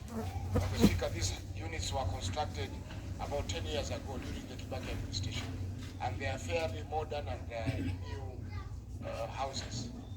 And I'm wondering why is the government demolishing such units at a time when people do not have houses? Thank you. Can I come back with a supplementary question from the Nairobi Senator? Maybe it might involve the same projects. Thank you, Mr. Speaker. When the CS appeared before us as the Housing Committee, we did explain to her our objections to the Housing Act and explain to her that I'm sure she's aware that we in the minority are still going to ask the courts to have the last say, led by Senator Omtata. Mr. Speaker, the question that was raised by my colleague from Mombasa, Faki, in fact, the ministry has given the residents of Jogoo Road Phase 1 and 2, Jama, Botela, Ahero, and Bawenzi Gardens to vacate their houses by the end of April. That is 30th April 2024. And if you see the notice that has been sent to residents, contains a clause here that says that tenants will be accorded priority to purchase or rent a house once the development is complete. In addition to the question that has been raised by Faki, because Mr. Speaker, if you see, I have a photo of those houses here. These are not houses that you can compare to the houses, say, in Lumumba Estate that were built in the 50s. These houses are less than 10 years old. What is the rationale of demolishing such houses to build something that will look exactly like this, Mr. Speaker? We believe it is a wastage of public resources. Number two, Mr. Speaker, can the CS confirm whether there are agreements that have been signed by this, between the ministry and these residents that will guarantee them what the ministry is saying in these notices? Because, Mr. Speaker, this was the same story in Baxter that the residents were told. When the houses were built, it became another story. And because we need to know what another Baxter, I want the CS to assure me as the Senator of Nairobi that agreements have been signed with the current residents of these estates that they will actually be given first priority when the units are built. Thank you, Mr. Speaker. Thank you. That's the last supplementary question for the CS Lance. So summarize that question, the two questions from the two senators. Call it a day.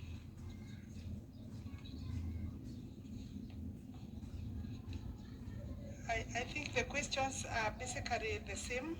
The two questions regarding Shauri Moyo, Botera, the various estates that we gave along Jogoo Road, that we gave notices for people to vacate.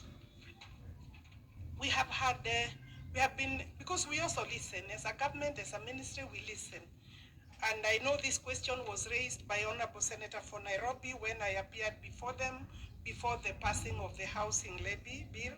I believe he's now on board. If he's not, I'm sure he'll soon be on board. I hope he'll be on board, because this housing program is a useful project for the people of Kenya.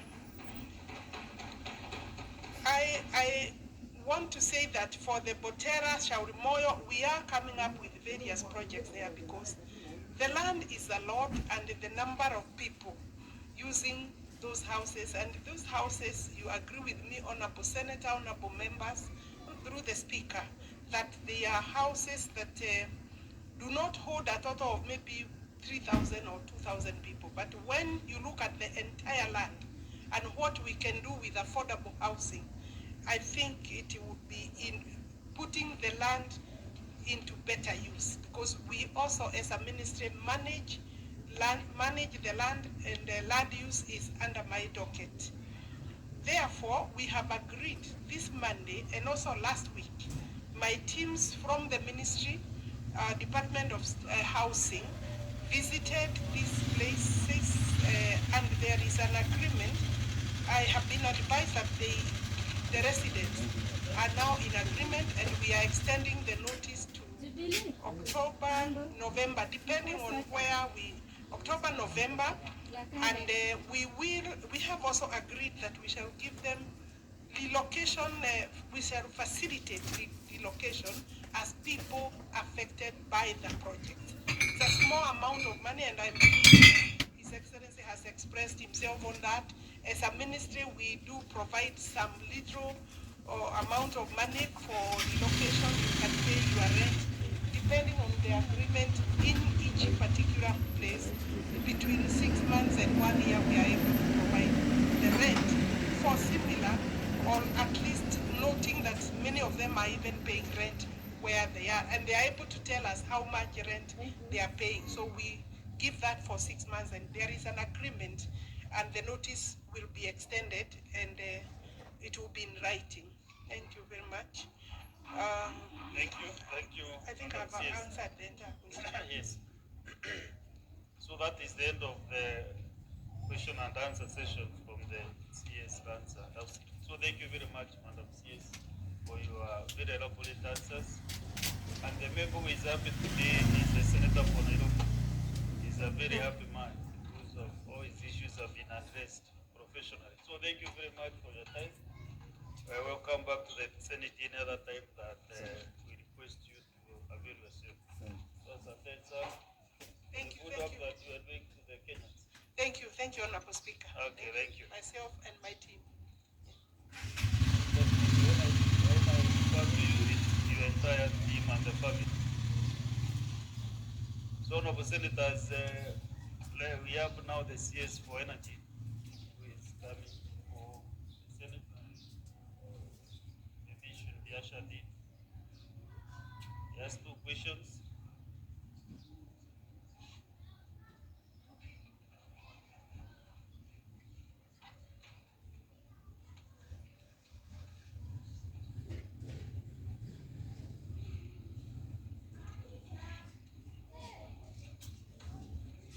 From the Senator for Kirinyaga, James Murango, and the Senator for Marsabit County, Senator Mohamed.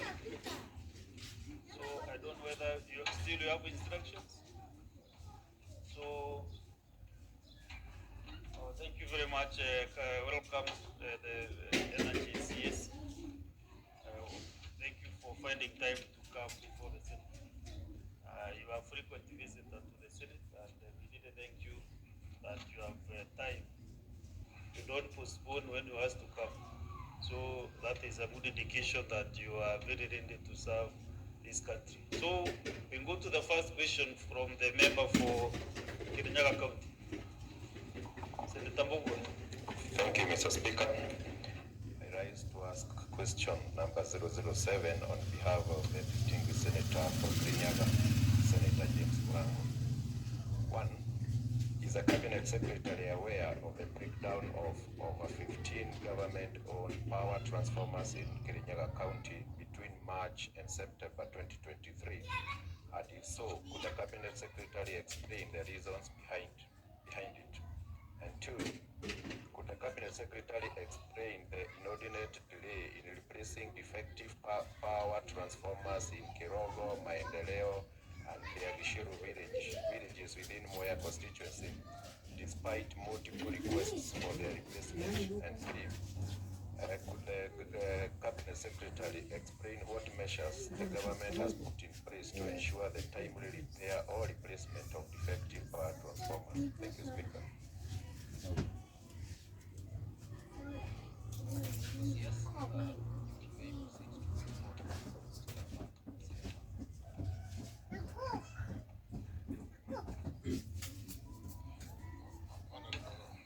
Speaker, today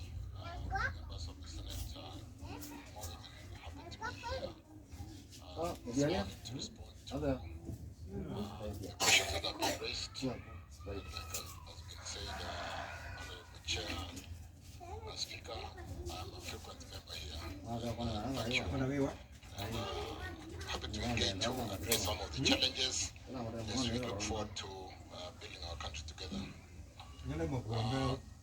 First one, Speaker, of following the letter dated February 13th, which was inviting us to come and respond to the question which has been articulated by the honorable member as to whether we are aware of the breakdown of over 15 government-owned power transformers in Kirinyaga County in the last 6 months, and the reasons behind. And that, Chairman, I wish to note that the above question had been asked under question number 059 on 4th October 2023. Honorable members, the ministry is aware, and these breakdowns or the breakdown in those transformers have continuously been addressed through Kenya Power. Replaced them once, reported. Breakdown of transformers has been experienced not only in Kirinyaga County but also in different counties, and they have been occasioned by incidences of vandalism of transformers and earthing installations, illegal connections, which when they are done without due respect to the capacities of those transformers do cause overloading, and sometimes you lose transformers every so frequently because of those illegal connections and therefore overloading of the transformers. And thirdly, the faults on the low voltage lines due to trees and other challenge environmental issues that happen and causes breakdown sometimes from time to time. Honorable members, to counter these incidences and improve on reliability of the grid, the government has put up the following measures. Continuous monitoring is done on the power network to ensure failed transformers are replaced in the shortest possible time. A listing of power installation as under critical infrastructure. As a result, there is a special police unit called the Energy Police Unit that is now mandated to protect all energy infrastructure all the way from generation, transmission to distribution. Honorable members, let me just give a small background of the challenge and why we are trying to play a catch-up game in this area of transformers. We've had, like I mentioned, and I'll mention in the next question, serious litigation on the procurement front. When power goes off and it's a transformer right now, it's expected that we should respond immediately because it's a critical service supporting hospitals, supporting critical functions. And when we lose a transformer and we have a litigation on procurement of transformers, which you may be aware lasted for between 2 to 3 years, there was so much backlog. And at one time, we had so many transformers paid for by customers, up to 951. And we were not able to procure because of those litigation issues. Transformers which were required for funded government last mile schemes of up to 561, which we were not able to procure. So we did create a backlog of up to 1,700 transformers, and creating a challenge on addressing some of these transformers. And that is why, Speaker, honorable members, we've had this transformer challenge that sometimes looks like, why don't we immediately bring in a replacement transformer when there's been a breakdown? But Chair, Speaker, honorable members, we are on top of this, and we're trying to ensure that the transformer challenge is addressed once for all, so that we don't have these inordinate delays in replacing defective transformers. I don't know whether the next question on the inordinate delay in placing defective power transformers in Kirogo, Maendeleo, Bishicheru village within Mwea constituency, despite multiple requests for replacement, has been put to the floor. Unless Senator such details, I believe you can respond to in your next question, which is supplementary to the earlier question. Otherwise, I believe Honorable CS, the response you've just given is specific to the first question, and if there is any supplementary, I believe the Honorable Senator will be able to inquire so that you can respond to it as well. Proceed, Senator Mbugua.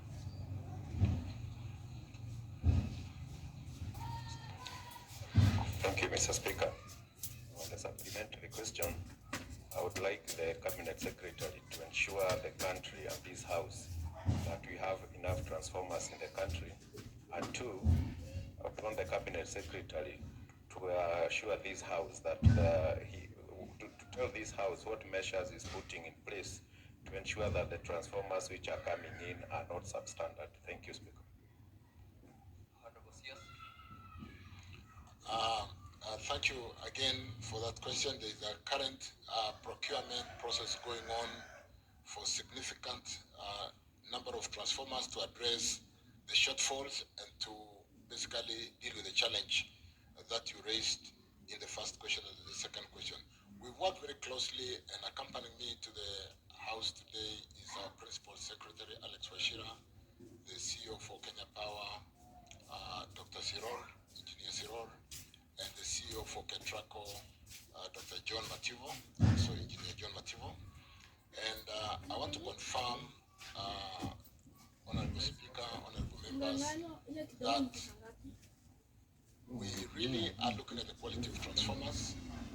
We're not only looking at that quality of transformers, we have made transformer requirements for procurement one that can be localized to our market.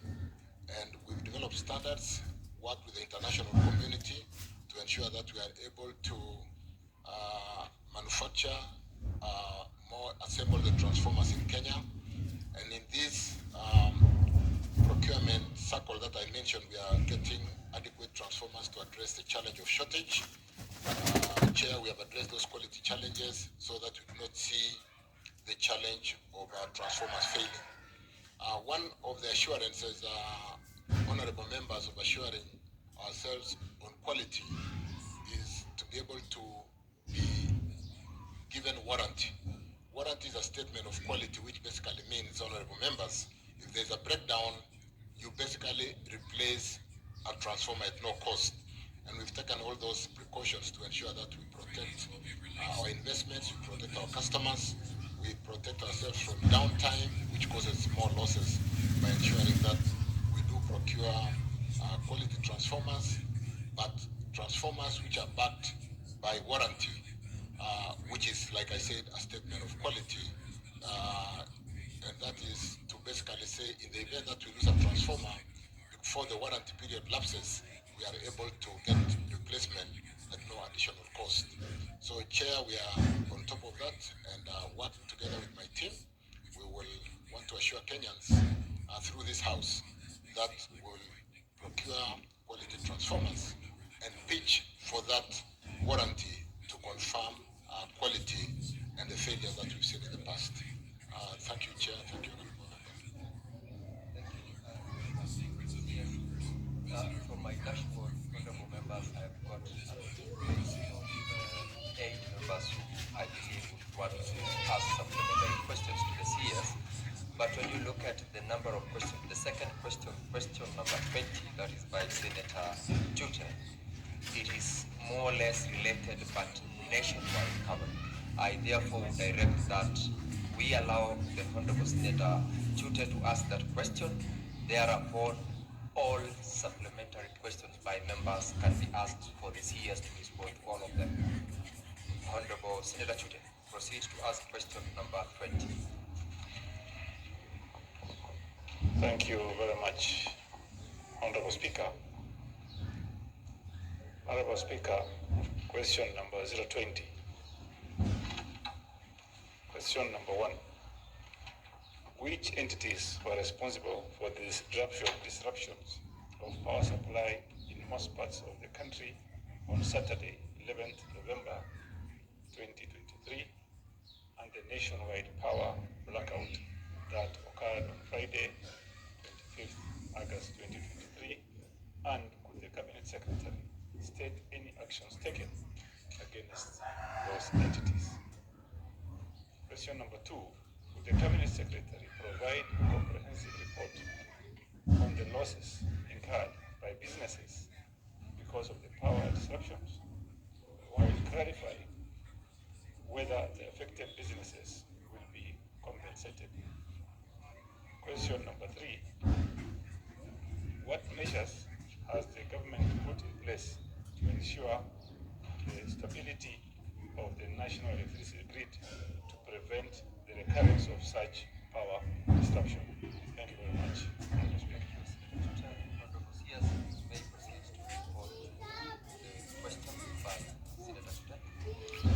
Thank you, Speaker. Thank you, Honorable Jute, for that question that touches on the outage that was experienced and the disruption of power supply in most part of the country on that Saturday, 11th November 2023, and the nationwide blackout that occurred on August, Friday, 2023, and the actions we've taken against the agencies. The status of investigation into the nationwide power outage on those 2 dates, honorable members, let me respond that at the time when we experienced that national outage, the system demand at the time of that occurrence was way below the peak demand. There was enough power on the grid, as we were only taking in 1,855 megawatts within the generation mix of hydro, which at that time was delivering 355 megawatts. Geothermal at that time was delivering 817 megawatts. Thermal was delivering 244 megawatts. Wind was at 356 megawatts.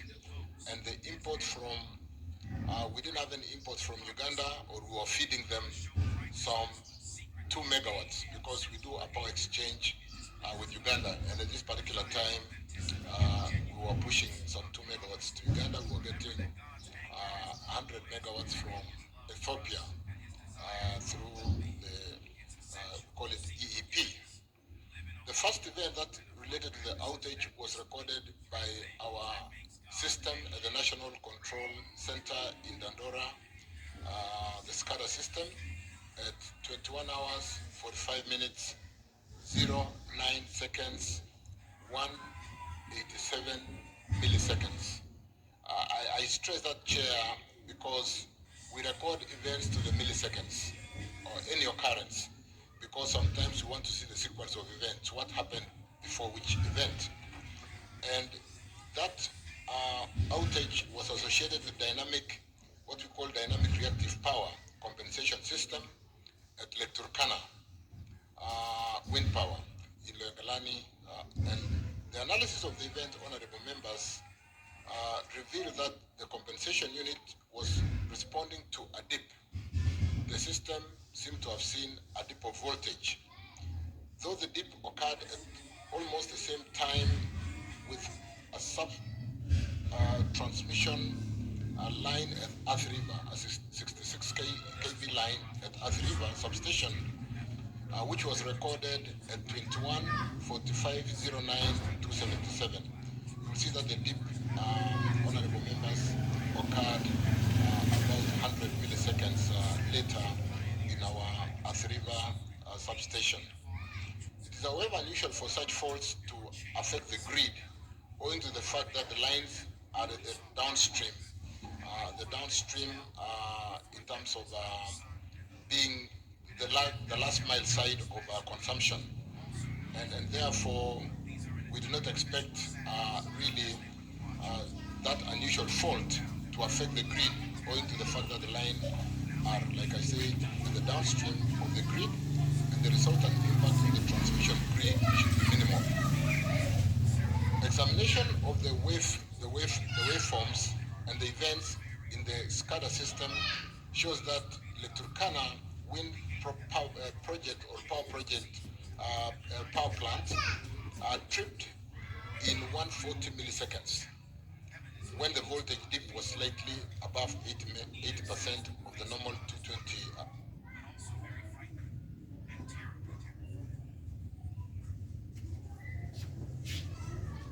system to hold for at least 2 seconds for a fault through for a fault like through the fault can be allowed to go through if the system was to hold for 2 seconds. But this reactive power reacted, and in less than 187 milliseconds or 140 milliseconds, the system shut down. So that really caused a challenge which cascaded down and ran us into that challenge and that problem. On the 11th of November 23, Kenya Transmission National Grid has installed interconnect generation capacity of, with an installed capacity generation of 2806 megawatts, with geothermal at that time 852, hydros 810, thermal 506, wind 426 megawatts, solar 212 megawatts. The national grid is interconnected with Uganda through a 132 kV double circuit line between Lesotho and Tororo substation, and Ethiopia electric power through a 500 kV high voltage DC line linked at Suswa, linking Suswa. On that particular day, this is the second partial blackout, on the 11th November 2023 at 19 hours 57 minutes, the country experienced a partial outage of the electric power system. The system demand before the outage again was approximately 22,057 megawatts, distributed as shown on the table on the statement which I've signed and given to the House.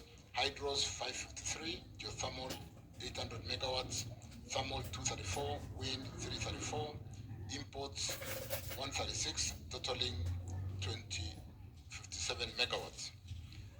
You will note again, honorable members, that that was way below the generation capacity of the country or the big power that we have seen before. So it was nothing to do with the shortage of power generation.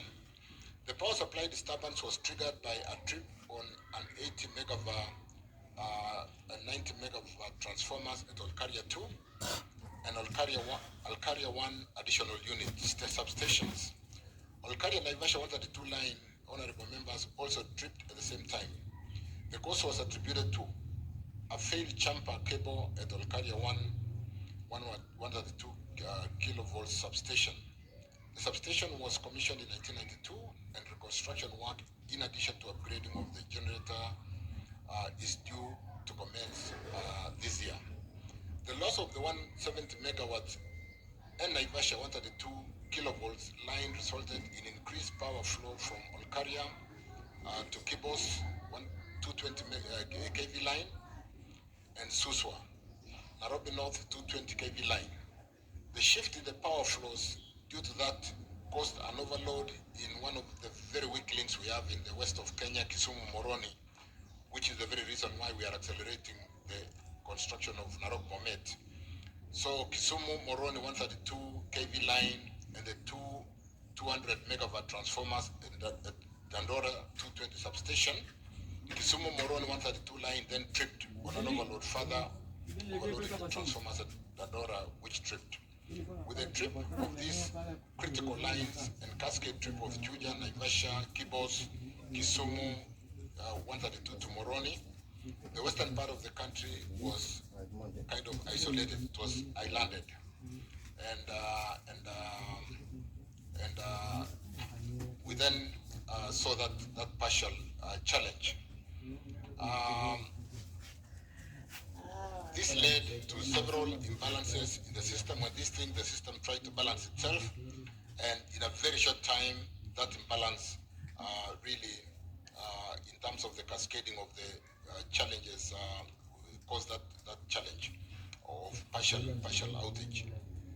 Like I said, this led to several imbalances in the system, leading to cascade trip of generators in Olkaria, Nairobi Coast, loss of Ethiopia transmission and Uganda imports.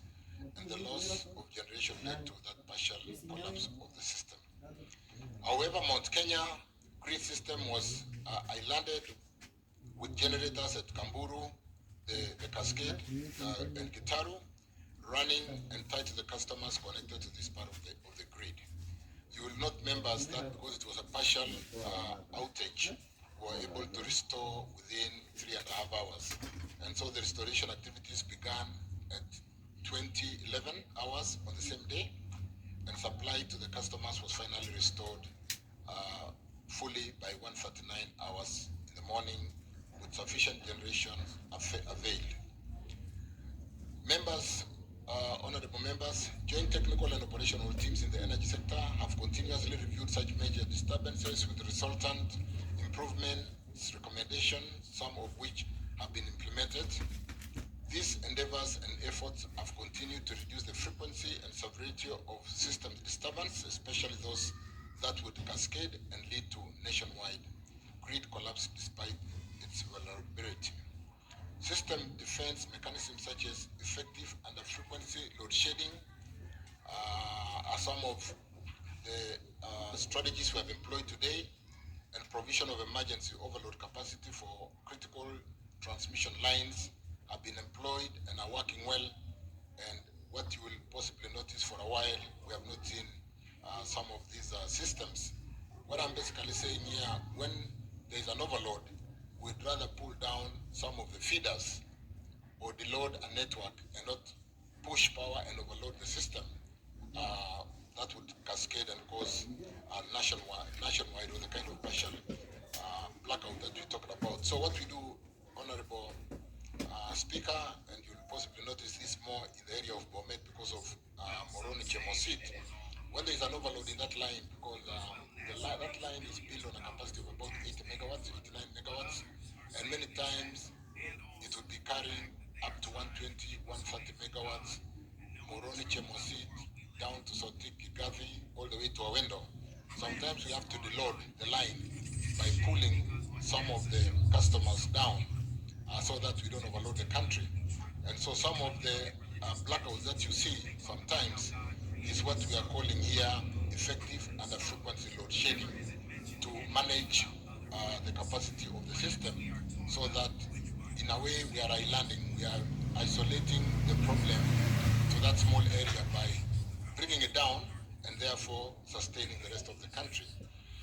However, the proposed key projects are especially alternative transmission lines for evacuating power from key generation points which are pending, poses major challenge in operating the network optimally. We have attached comprehensive list of recommended critical grid enhancement projects which are in various stages of implementation in the annex. Allow me, honorable members, at this point to point to the fact that whereas the energy sector in Kenya is almost fully unbundled, to the extent that the generation, the transmission, and the off-taker operate independently with their own balance sheet, with their own systems. Ketraco today is still supported on government balance sheet. And therefore, and we are working very quickly to employing the PPP framework to see how Ketraco, with the limited government resources, could be able to work through the PPP framework, attract private investors to build transmission system, remove the constraints on the overloaded circuits, and be able to forestall this challenge. So a number of circuits today are undergoing evaluation through the PPP framework, and so that Ketraco can leverage on private investment and be able to forestall some of these challenges. Some of the action the ministry is addressing the root cause of grid instability is formulating lasting solution in order to comprehensively address the weaknesses. One of them is what I just mentioned through the PPP framework. Further, the government, together with our development partners, are working on grid reinforcement plan to ensure the frequent blackouts experienced lately do not become a persistent matter. Government is committed, honorable members, Speaker, in having a reliable, sustainable, and resilient national grid system. And to an extent where, like I said, generation seems to be doing well. The off-taking through KPLC and what we are doing to strengthen their balance sheet. Lately, realized that we have allowed KPLC minority shareholders to participate in the structure of governance, corporate governance, by bringing in 4 independent directors to represent the interest of the 49.9% shares which are out through the Nairobi Stock Exchange. And the government side today is represented by 5 members. Those are some of the reforms which we are working through in Kenya Power to address governance issues, address the power losses from the current 22%, and we've given ourselves 16% in the next 3 years, address the issue of the balance sheet so that Kenya Power balance sheet can be strong enough to be able to go out there and do what they need to do for the country, in assuring us of reliable, sustainable, resilient, and the national grid with respect to what I've said, the PPP framework, so that we do not have to only come to the House or to Parliament to look for resources to build the infrastructure nationally. It can be built by the private sector and leverage on the electrons. That's all that we can be able to toll road like this. We should be able to toll the lines and be able to get return on investment on the PPP framework. Speaker, honorable members, thank you. Thank you, CS.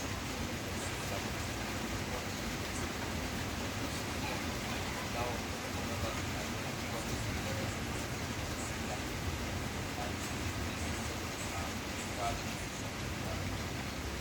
as I allow you to communicate director limit now the cost, limit the amount of time ask question, and I would like to be guided by starting point 167 or subject. I will not necessarily go order when the non-compliant plans are order. For purposes of order, I will not limit the issue number 1 question start with the Thank you, Ms.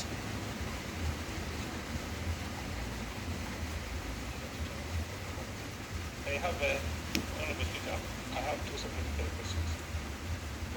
Yes. I'll allow you to go. Thank you very much.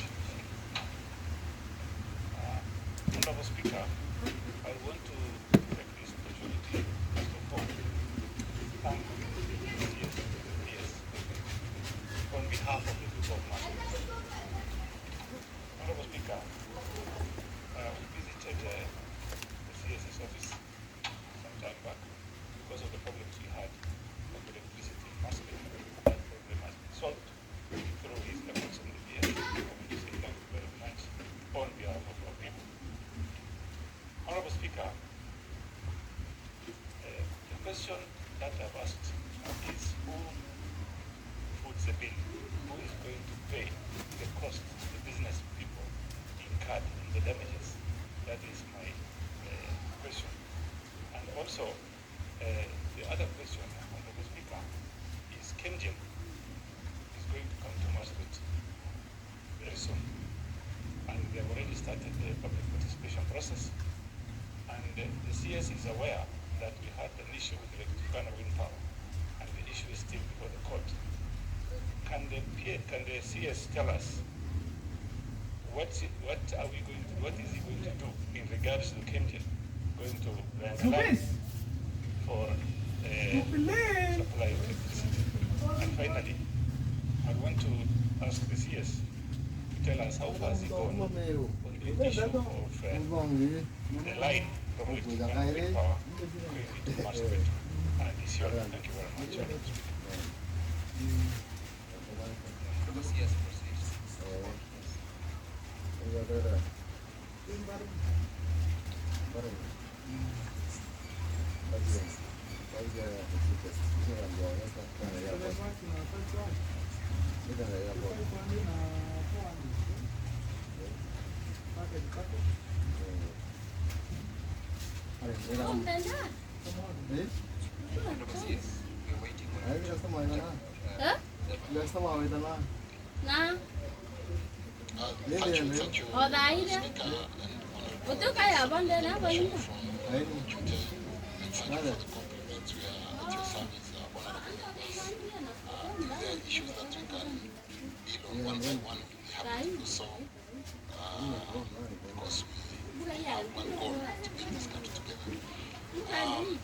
Marsabit, let me ask the second question on what you are doing or what Kenya is doing to better service the learning.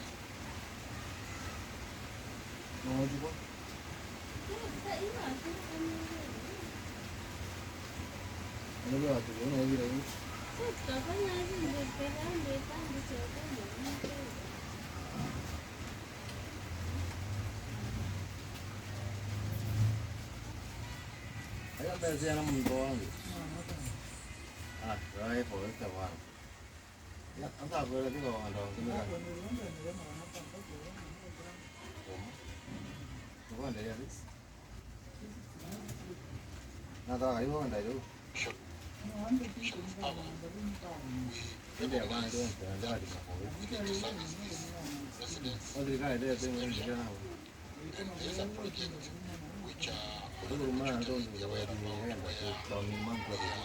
connecting Yongalani.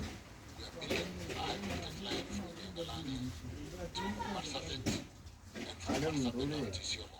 When we came into office, that project had been processed Tikamala, and a payment made for the counterpart funding to support the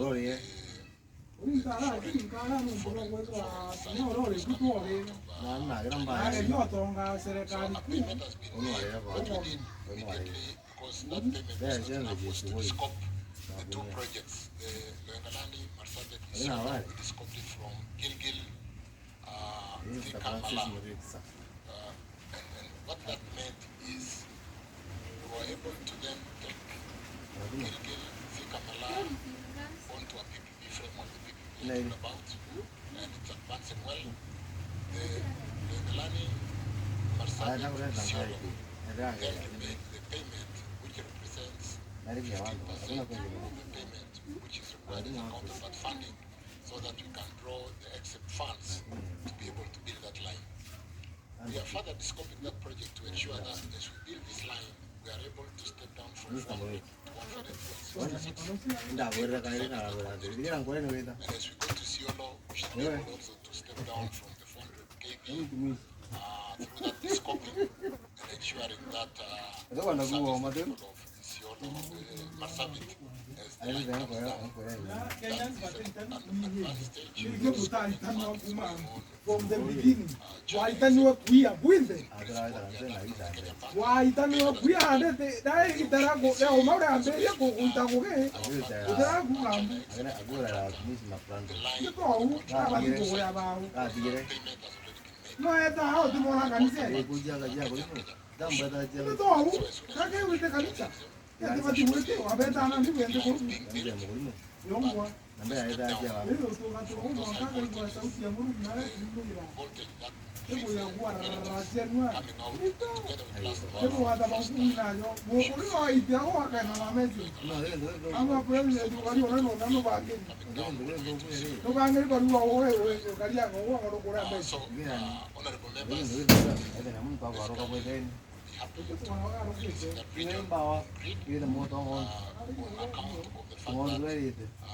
Marsabit is very rich on wind resources, very rich on solar. and should pool those resources Kenda to itigere. a significant Kena mangene na wana mande mto. we will be servicing the communities. Anda abi dramo ida.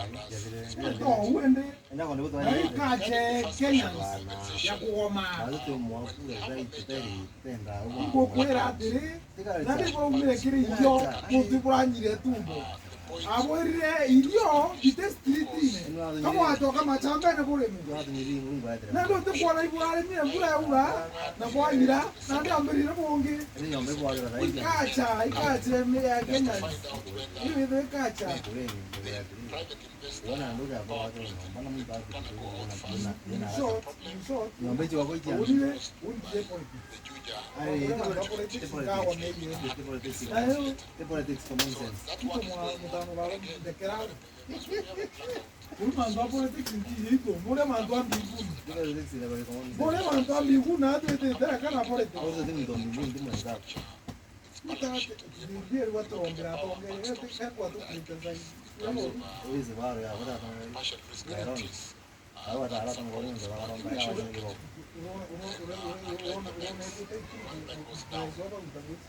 Lakini ara ya mwana wangu kwa leo na wao watu wale. Hizo ndio kwa wao. Ibondo da mera wao amotrendi mbawa kwea. Miezi mutanombi. Lakini atongele wetu wa Prando watakaza ni kwa mwaka mmoja kwa hiyo ndio amba wao nimebonde na wao bwelangu angwe kwa sasa zimechukua wao Sandada alo orugweta kote kwa nyamurogi na mwamba na maraya na awa eti kanisa Nito unaipokea wewe kurombera hapo bonde. Ule pasta na vati urombera hapo bonde. Kapega na pato. Tuntu nungu gewe. Yakurera bonde. Nyate kuko kware rabo. Muombera na mbonezi. Na kudoma vile na kulitana. Oh, tuka samu ni ntuko butatikirere ku mantwa repentance and holiness. No tario. Muombe na Mungu mwenye chama na mimi muomba. Jamani. Wewe kile kitu watana na ndudachi na noya na imuzi. Ya tukalia na Nare kinyana na mutemani. Nara mutigania pita. Nara mutigania ku opita. Ani tanto mato kutu. Kutu aluketi leo akawanalwa ote mtu atongiranje tutira. Watu kwa kanisa nje jote mjanga wao wao kwenda. Watu kwa kanisa nje Kristo. Monokia. Wote batambye muno. Ukiuga na mduga jura pia. Na pita mutamani. Nani ukara batambya tena. Na watoza usuru wa masjid. Ende na nani atakuwa na ministry. Wewe ndio na bara kibisho. No hakikisha mtu anaenda kwenda Mungu. Tibu.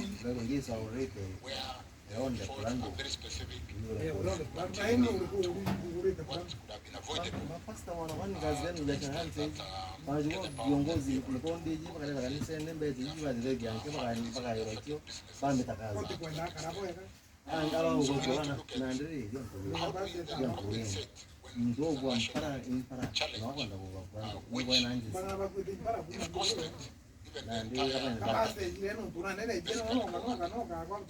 itu was speaking and the already man what you are doing is wrong and it is against the word of God.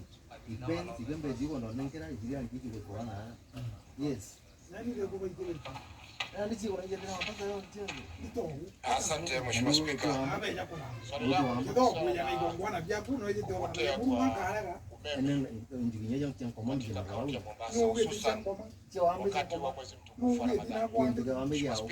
Mungu ulina wenda ngamenya na oye tena utie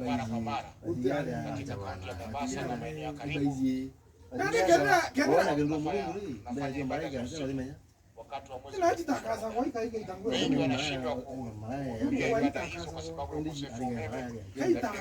na ndio ndio nguleni endelea utangue kwa tayari watakaza kwa hiyo Unaona jamaa hapo mtarano tukaje teu arekebishwa. Nani anao mepo inachukua na channel. Tutakuwa na umeme sio Mombasa peke yake, Kenya nzima, ili Waislamu waweze muomba Mungu wao bila matatizo.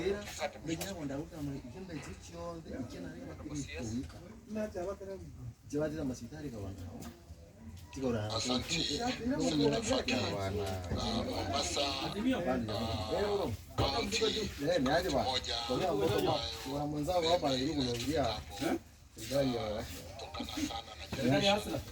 Mombasa tuko sawa. Hata mkijaribu kuchagua kiangazi na wapatia sisi kabolea nini sisi tunajua ile tumepatiana iko sawa. Na mimi nimelima nayo. Na imelima na ikapata mazao. Si mnavuna.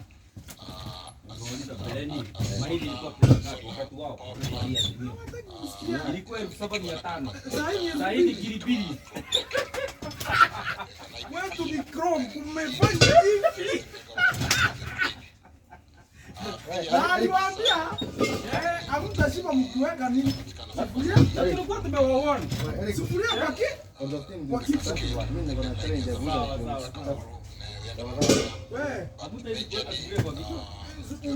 mwende wapi? Mashambani mlime? Mkaandamane huko. Yes, alafu mtashiba. Sufuria mpaka doya. Hiyo sufuria inaoma lakini pengine. Hiyo walikuwa wanasema mafuta imeshuka. Unajua shilingi 200 saa hii. Ilikuwa anafuata anapeleka semeni nyingine. Hii ndio tunaona. Wamesema dola kutoka 167 sasa iko imetangaza. Iko ndio. The challenge in Mombasa, honorable members, is the fact that most generation is happening out of Mombasa. We are transporting. Hata ukitoa roho weke kwa meza, anaweza kukwambia umefanya vizuri. Nakwambia mjinga. Hiyo ni kazi yetu kwa kupiga kelele. Na unajua jua ikipotea kidogo inaanguka. Ikirudi inaamuka. But what we are doing to the challenges of intermittence, we are trying to stabilize that power ili kwamba tuhakikishe kwamba Mombasa is well served. Mombasa is well served. Huyu jamaa. Kwani Mariano ndio anaenda. Thank you bwana. Asante sana bwana Speaker. Waziri kidogo ananichanganya. Anaongea Kiswahili mara anabadilisha kwa Kizungu. So inakuwa ngumu kufuata maneno yake. Siachague moja akae kwa lugha moja kwa line moja tafadhali. Asante Speaker.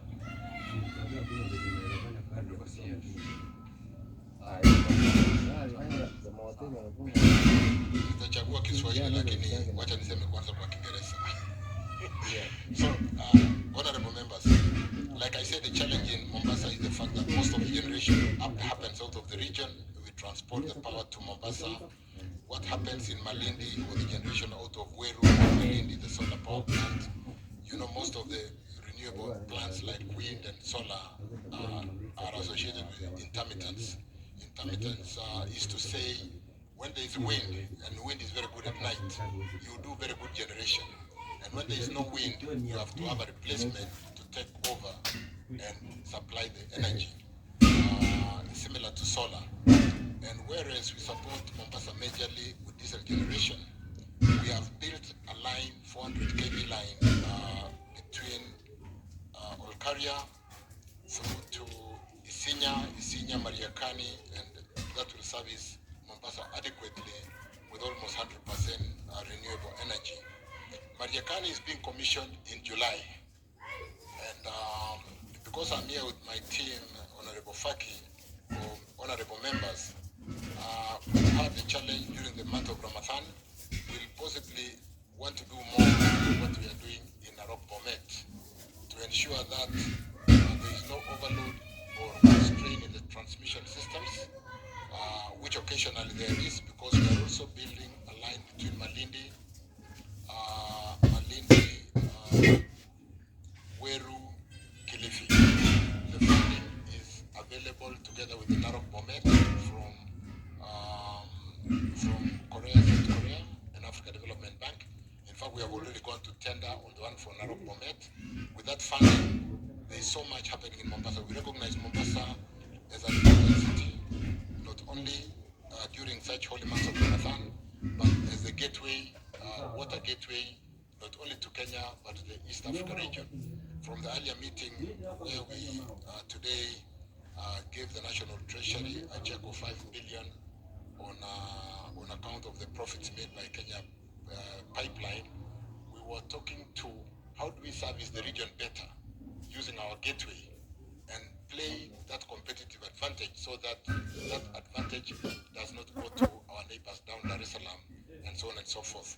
So, Honorable Faki, we are paying a lot of attention to Mombasa, the kind of investment coming to the region in transmission, power generation, looking at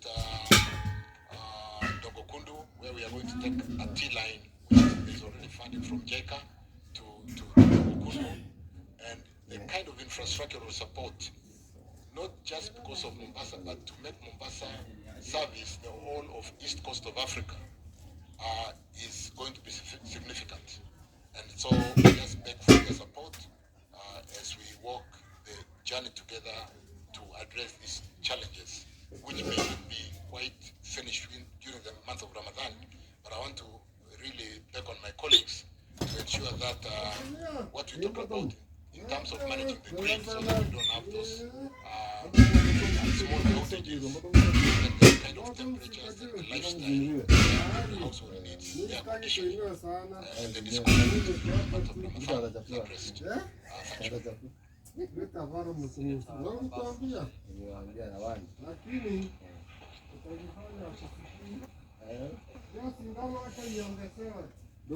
Honorable Speaker, I wish to ask the CS.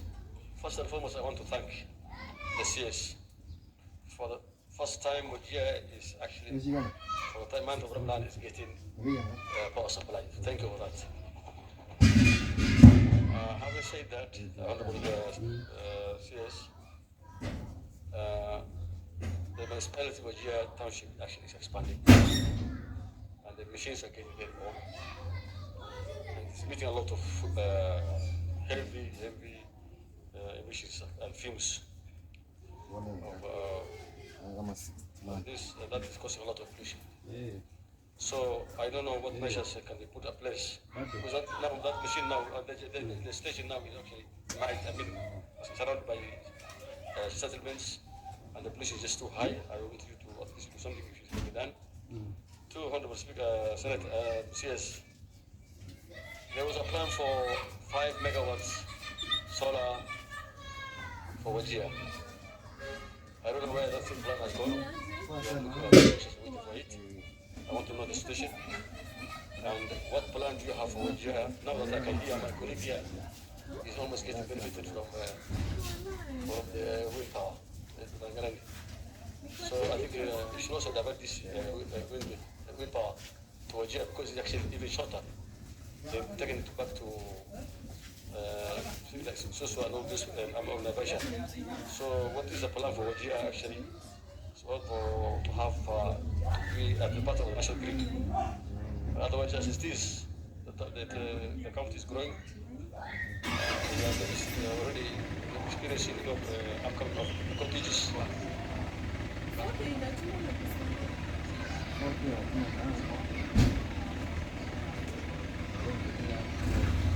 Thank you, Senator Abbas.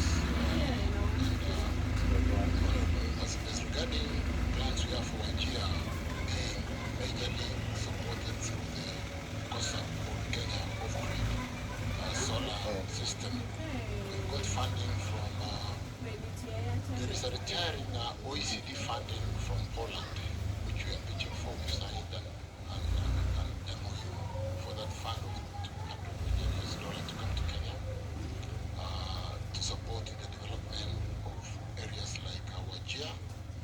And I think we are ready as Kenya, and we've submitted that document to the other side. I think we should be signing before end of April to draw that funding. A lot of that funding will support the off-grid systems, but more importantly, members, we are looking at how to connect Garissa on-grid to to Wajir, how to, there's also a program of hybridization where Wajir is currently served fully or 100% by thermal generation, diesel generator.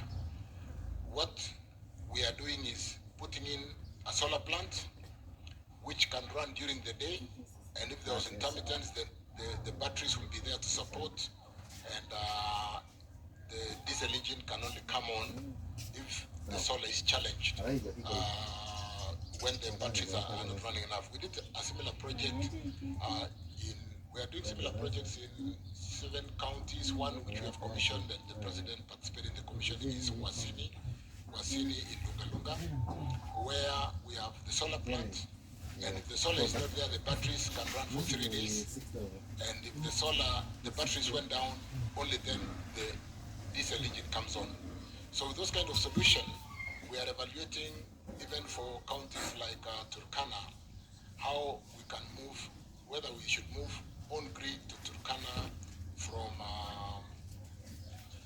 Lokcha to Turkana, or do we do an off-grid, which is fairly solid, and where a solar plant or a wind plant can run, and if, because of intermittence, the battery system can support for 3 days, and otherwise a diesel generator can come.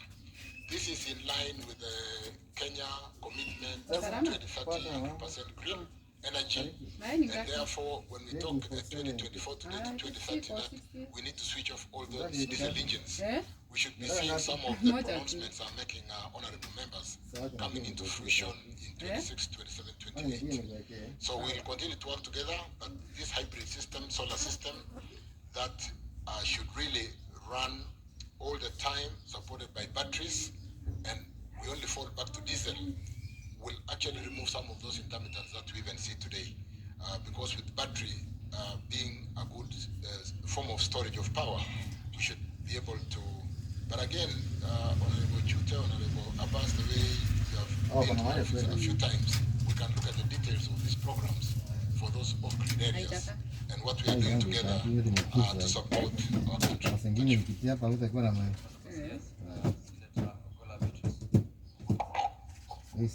Thank you, Honorable Speaker.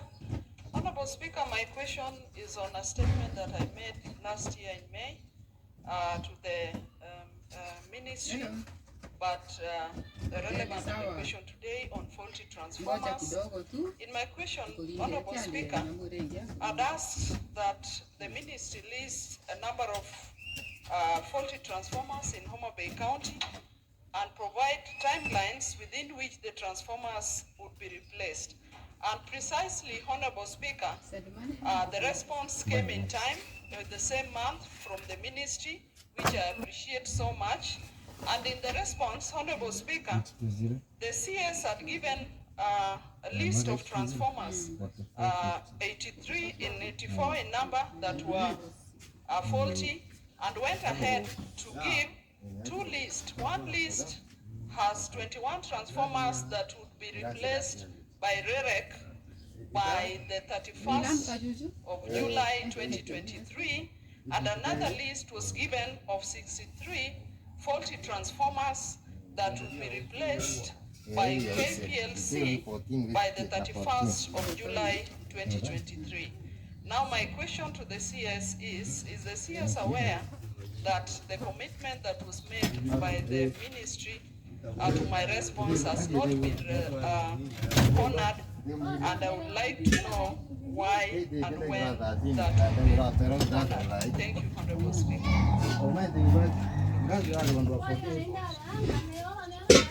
Thank you, Speaker. Thank you, let me allow the chair, because this is a very detailed question with 21 transformers, 63 with KPLC, and KPLC is here with me through the CEO, Dr. Sinor. I think the challenge in Homa Bay, sometimes when we say the challenge in Bomet, is the transit to Homa Bay, because most of the power that comes to that region comes through Bomet, Kisii, through Kigati, Homa Bay.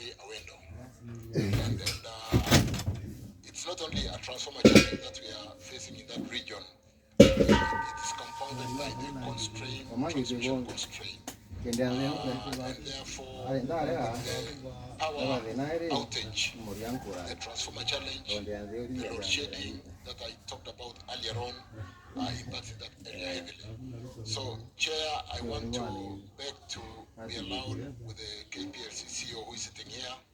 REREC gave an apology. The lady, Dr. Rose Kalama, the CEO for REREC, was supposed to be here with us, but she's attending to something outside Nairobi today. To address this 21 and 63, and like I said, we are in a procurement cycle of so many transformers. If KPLC was to stand and respond on my behalf, they will say as soon as these transformers are delivered, we'll address a number of transformers, not only in Homa Bay, but in the country in terms of replacement. But we also have really need some public awareness and support in terms of the abuse that goes to the transformers. We can bring in a new transformer today, but as we take part to the rural areas, and because we have our TTIs and we have trained our people, they have learned to sometimes illegally do illegal connections, which are not dimensioned, and they overdraw power from the transformer. You can burn the coil and therefore lose a transformer. Transformer today runs for anything up to 1 million shillings, 2 million shillings, depending on the kilowatt rating of that transformer. So the important thing is to ensure that also that customers connected to the transformer are legitimately connected and they are paying their bills, so that they don't take shortcuts and burn a transformer that we could blame on quality of the transformer, and yet it is our culture of wanting to use free power for that purpose.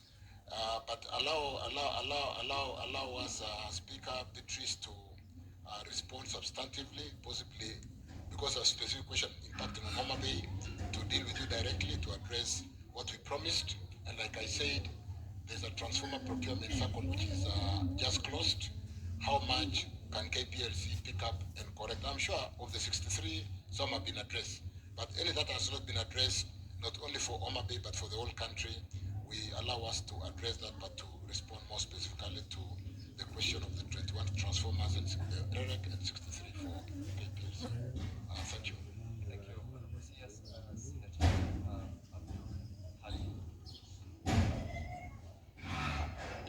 Thank you, Mr. Speaker.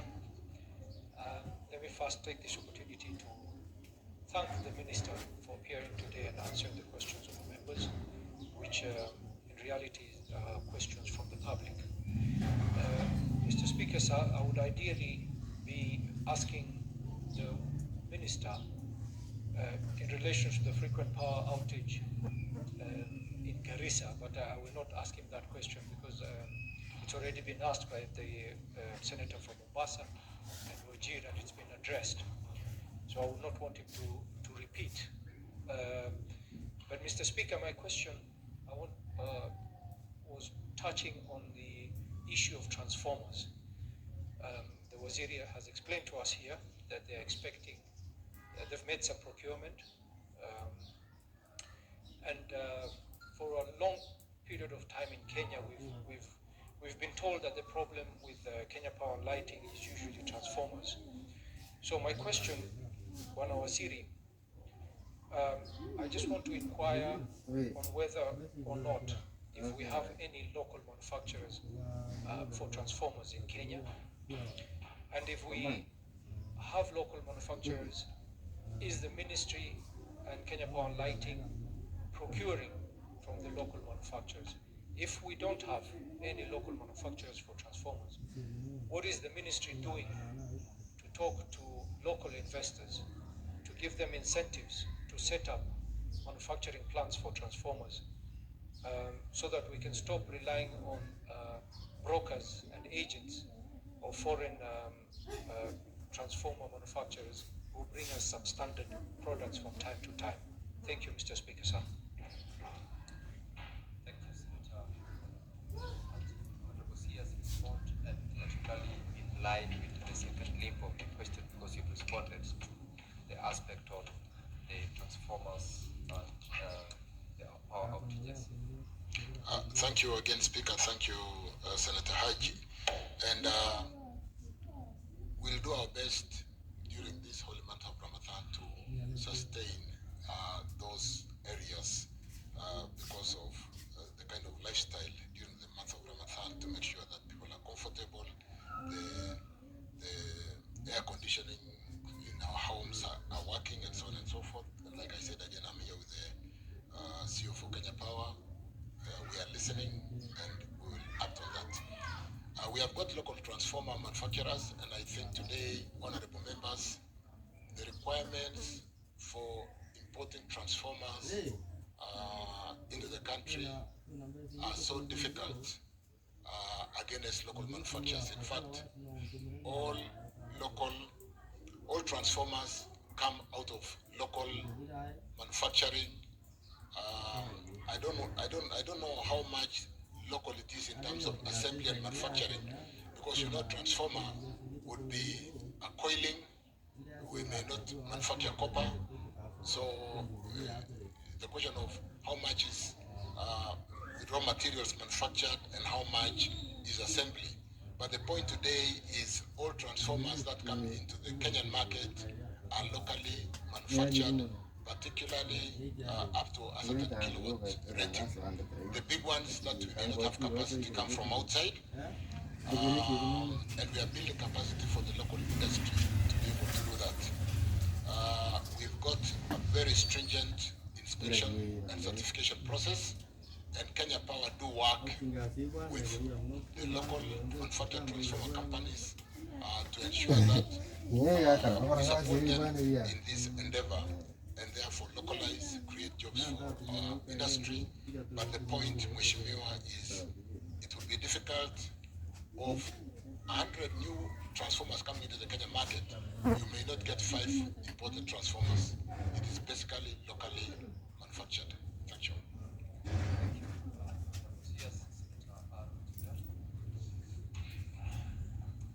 Thank you, Mr. Speaker. Mr. Speaker, first I want to congratulate the Minister and his team for a job well done in first responding to questions that have been raised by members, and also the leadership that they are providing to the ministry, listening to the answers. Mr. Speaker, if the Minister can commit and assure us that the plans as he has laid out this afternoon before the House will be delivered, then we're in a good place, and I want to appreciate what they are doing as a team at the ministry. I have one question, Mr. Speaker. When the Minister was responding, Speaker, he mentioned the desire by GOK to move to 100% green energy by 2030 and the plans that entails. I am aware, Mr. Speaker, because previously in my life in this House, I served as a member of the Energy Committee, Mr. Speaker, that there are many people that you can call entrepreneurs, for lack of a better word, who are still holding around, either in Kenya or in the famous capitals of the world, exploration licenses for geothermal, which can help us as a country to access those sites, Mr. Speaker, and be able to bring on shore cheap and affordable power, as opposed to the old generated power, some of which he has mentioned, like the diesel power. When is his ministry going to take decisions against such business people, so that we are able to enjoy cheaper power? Because that was a key promise that this administration made to the people of Kenya, yet that is yet to be fulfilled, Mr. Speaker. Finally, Speaker, and this is of interest to you, so even if you want to throw me out, it is your people of Bomet who will benefit just like my people, and that's not a bribe to you. Can the Minister confirm to the House when will they commence the construction of this narrow Bomet line that will affect all of us that are in the western part of the country, to stop this quasi-late shedding that we continue to see each and every other day? The President made a pronouncement during the history of Bomet, but we want to know when will works commence. I thank you, Mr. Speaker.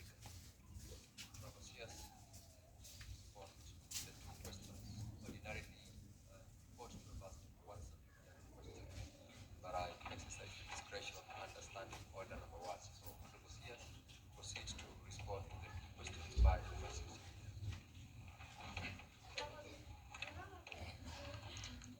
Thank you, Senate Majority Leader for raising what is very important for this country and for the world at large, to pitch our country as a renewable, green, renewable energy country. There will shortly be premium on green, green steel, green, green everything in terms of manufacturing, because it supports and addresses the challenges which mitigation of climate change would otherwise be so expensive. Like what we've seen in the very irregular rainfall patterns, the temperatures that we feel today, when it will be sometimes the coldest time of the year, it's very warm, and causing really difficult patterns on even how we do our farming. That commitment of 100% renewable by 2030 is a commitment that has been made at all levels. And Speaker, honorable members, as you are aware, we are today 93% in terms of energy mix, renewable. And the 7% is basically the power that we get out of heavy fuel for picking. We don't have a coal plant. We don't have any fossil fuel except for picking in the evening when there is a certain surge of power demand, when industry is working and we light our homes in the evening, and that is only for 4 hours. But the rest of the hours in the day we run renewable, except for what I said, we need to expire some of the diesel generations in the coast region. But like I said, like has been mentioned by Senator Cheriot, the expiring PPAs on the diesel generators are not being renewed. I think we made that commitment, and for every expiry of a PPA and they are all coming to an end, we are coming in with renewable energy. We've just been pushing to commission some 70 megawatts out of Meningai sometimes next year, another 58 megawatts out of wellhead generation from Olkaria, and therefore our walk towards achieving 100%, albeit with the challenges, we're going to walk that journey.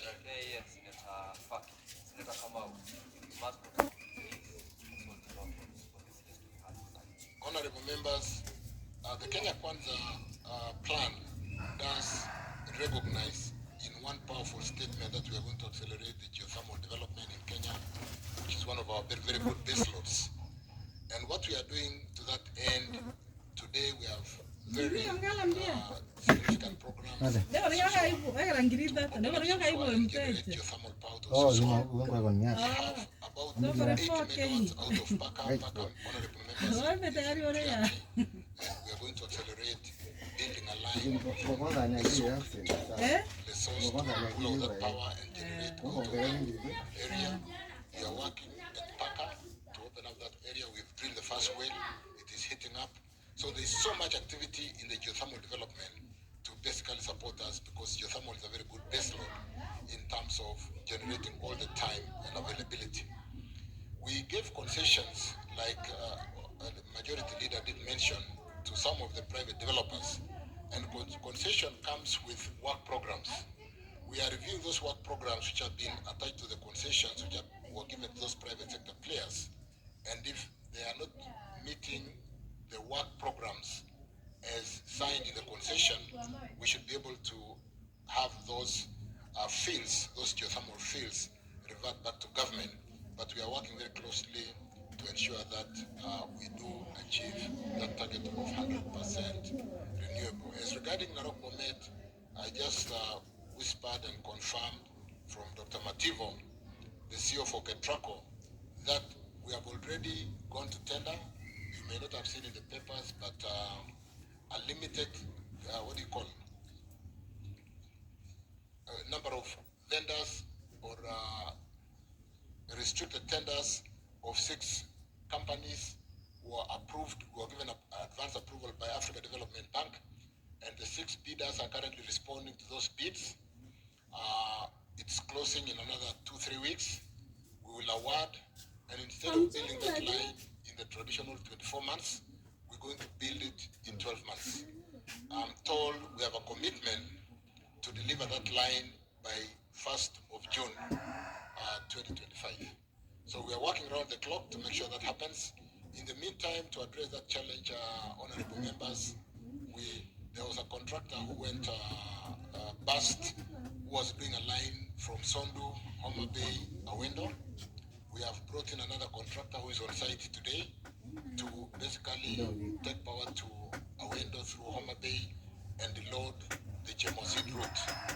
We are also, like I said, addressing the load shedding through managing the overloads to ensure that we don't have that challenge.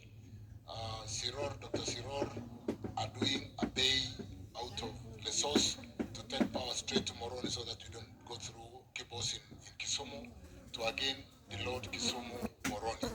So there's a lot that we are doing to reduce the challenge in Bomet, Kericho, Kisii, Awendo, so that we don't see the kind of load shedding. Load shedding is not a solution. We need to deload those lines and be able to remove those constraints and ensure our industries, our hospitals, and our homes are lit. So, honorable members, there's a commitment from the CEO who is sitting here with me, Dr. Mativo, that we will deliver the line by 1st of June 2025. Thank you.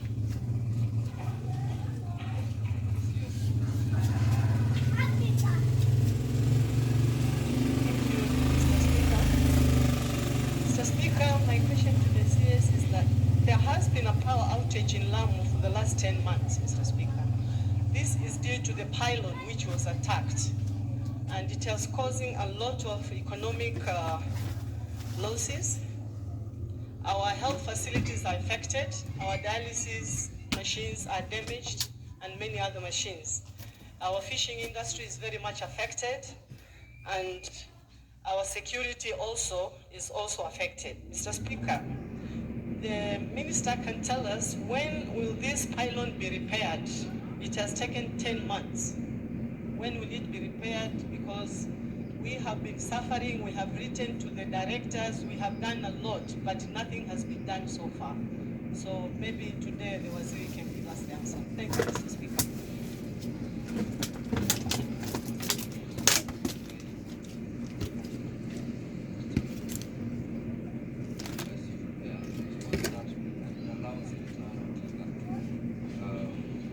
Ask a supplementary question so that both of them can be answered together.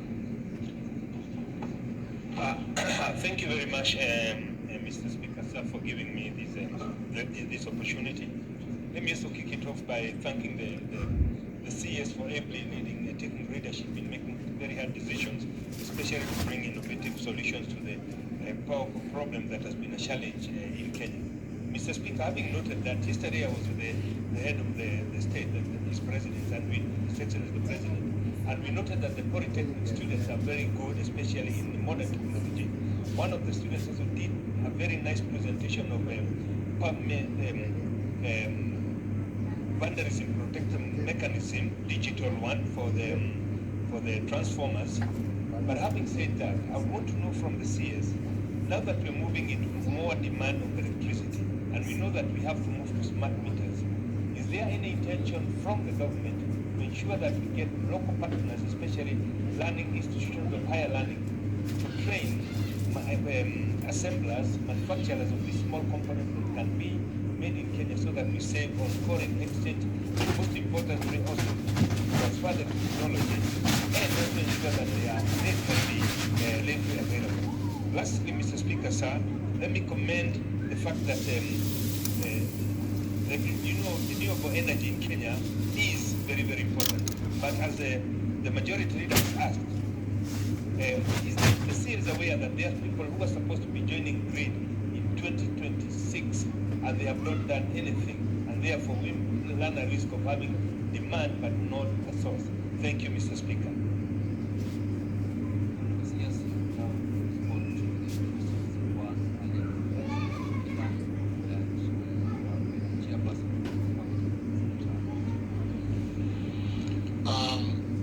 Let me take the challenge from the senator from Lamu, which really was caused by some double tragedy. The El Nino, which caused flooding and brought down some of our poles, but more importantly, and not very loudly, when 3 of our towers were brought down. Those towers that were hit. And luckily we did have some 33 kV line which provided some little relief. But the major 132 line that was hit and where the DOD has cleared the site, we've now procured a contractor. The next 1 week the contractor will be on site to erect those 3 towers that were brought down, and we should be able to restore normalcy in Lamu. And with respect to the flooding that has not been a major one, I think we are quite advanced, and Senator Faucia,